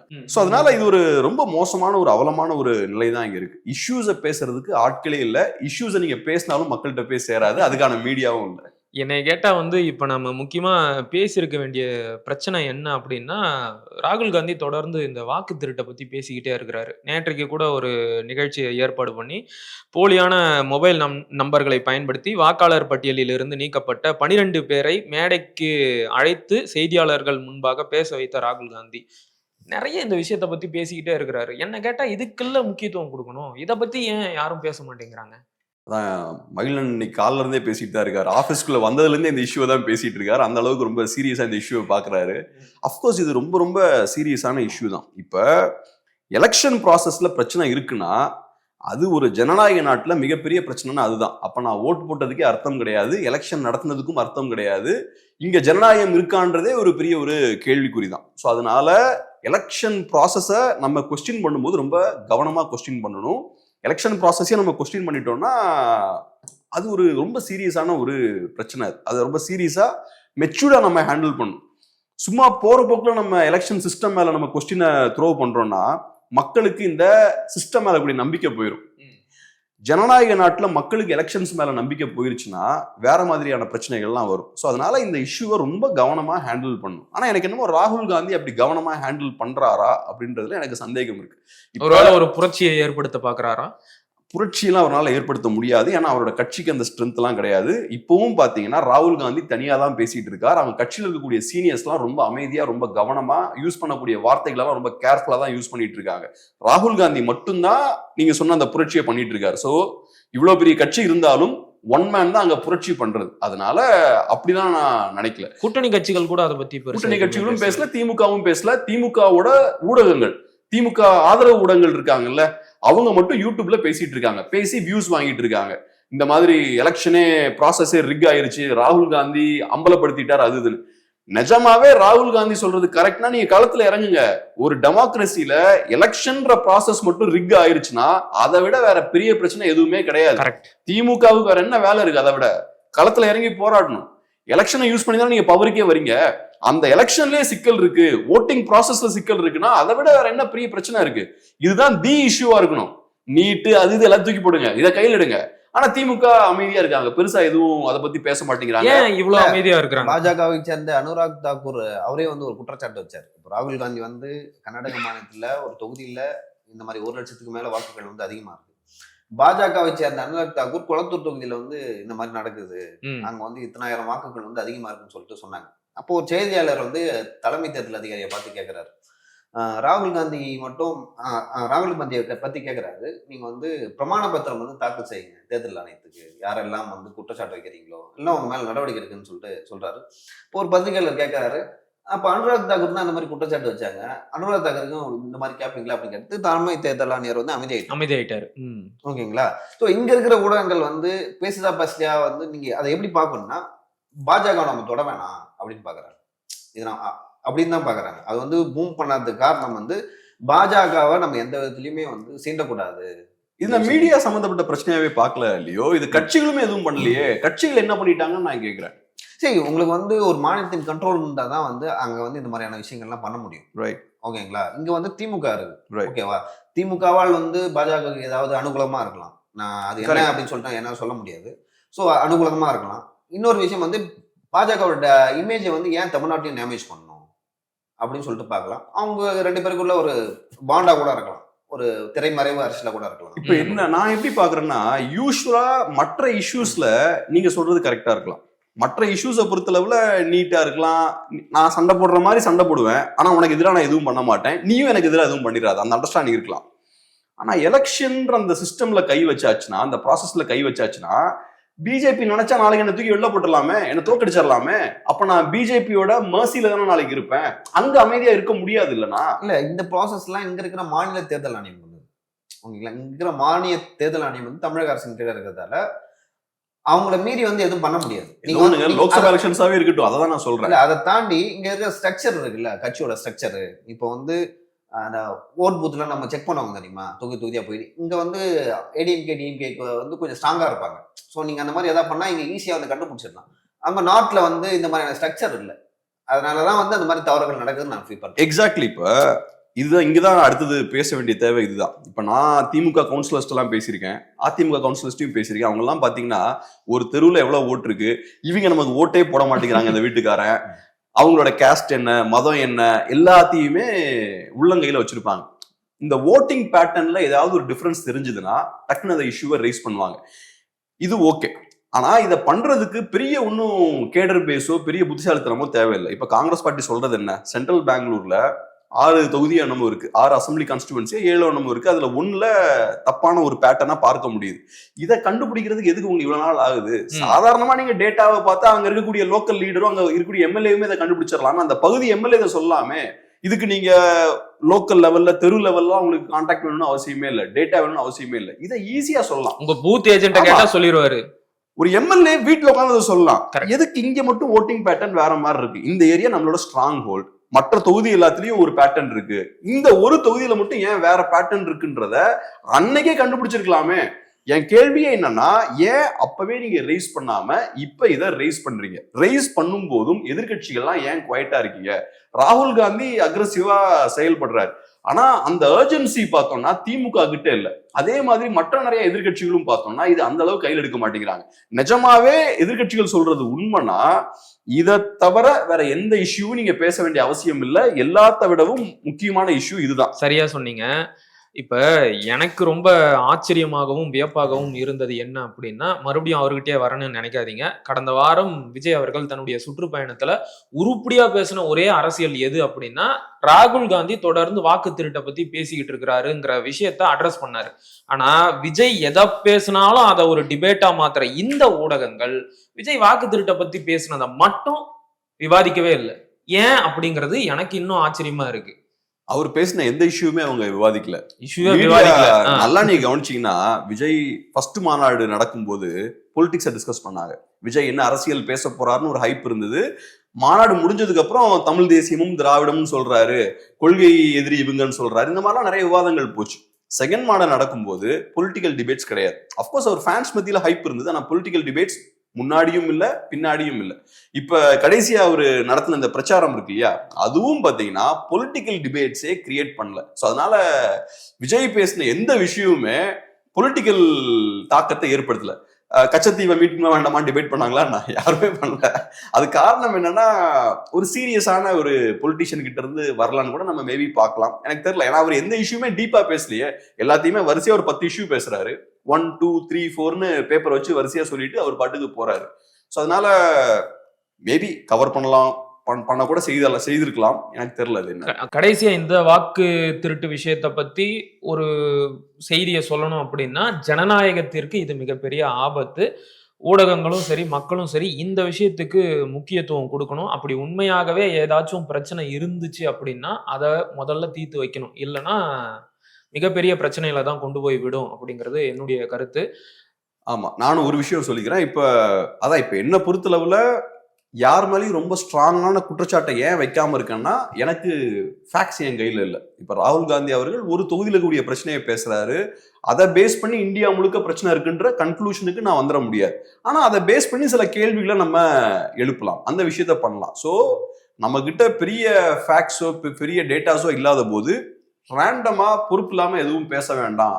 ஏன்னா நான் ஏற்கனவே சொன்ன மாதிரி இந்த மாதிரி விஷயங்களை நம்ம நிறைய பேசணும்னா மக்களுக்கு இந்த எலக்டோரல் சிஸ்டம் மேல கூடிய அந்த நம்பிக்கை போயிடும். இன்ஃபேக்ட் நான் எப்படி பாக்குறேன்னா, இது காங்கிரஸ்க்கே பேக் ஃபயர் ஆகும் எலெக்ஷன்ல. ஏன்னா காங்கிரஸ் பார்ட்டி சொல்லக்கூடிய விஷயம் என்ன, எலெக்ஷன் வந்து ரிக்டா இருக்கு, வாக்கு திருட்டு நடந்திருக்கு, பிஜேபி சில கோல்மால் வேலைகள் பண்றாங்கன்றாங்க.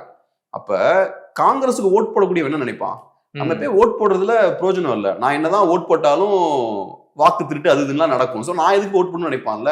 ஆனா பிஜேபி காரன் அப்படி யோசிக்க மாட்டான். பிஜேபி காரனுக்கு இந்த எலெக்ஷன் சிஸ்டம் மேல நம்பிக்கை இருக்கும். ஸோ அதனால ஒரு கட்சி எலெக்ஷன்ல கண்டெஸ்ட் பண்ணக்கூடிய ஒரு கட்சி இந்த மாதிரியான ஒரு இஷ்யூவை கையில் எடுக்கிறாங்கன்னா ரொம்ப கவனமா கையில் எடுக்கணும். அது எலெக்ஷன்ல உங்களுக்கே பேக் ஃபயரும் ஆகும். ஸோ அதனால ராகுல் காந்தி இதை கையில் எடுக்கிறது எனக்கு ரொம்ப ஆச்சரியமா தான் இருக்கு. ஏன்னா கார்த்திக் சிதம்பரம்லாம் கரெக்டா தான் நடக்குது அப்படின்றத அடிச்சு சொல்றாரு. இன்னொரு சைட்ல இதுவும் சொல்றாங்க. வாக்கு திருட்டை விட இன்னொரு பெரிய பிரச்சனை இருக்கு எலெக்ஷனை பொறுத்த வரைக்கும், எலக்ட்ரானிக் ஓட்டிங் மிஷின். அதுவே வந்து மிகப்பெரிய தப்பு. அது இருக்கிற வரைக்கும் ஒரு சரியான தேர்தல் நடக்குது என்ற முழுமையான நம்பிக்கை மக்களுக்கும் வரப்போறது கிடையாது, ஆட்சியாளர்களுக்கும் வரப்போறது கிடையாது. ஸோ பல பிரச்சனைகள் இருக்கு. ஆனா நீங்க சொல்ற மாதிரி ஒரு ஜனநாயக நாட்டுக்கு மக்களுக்கு இந்த எலெக்ஷன் மேல நம்பிக்கை போயிருச்சு அப்படின்னா அது மிகப்பெரிய பிரச்சனைகளை கொண்டு வரும். எனிவே பல கருத்துக்களை ரொம்ப விரிவா பகிர்ந்துக்கிட்டீங்க. மிக்க மகிழ்ச்சி. நன்றி. உறவுகளே, தயவு செஞ்சு சப்ஸ்கிரைப் பண்ணிருங்க. நன்றி.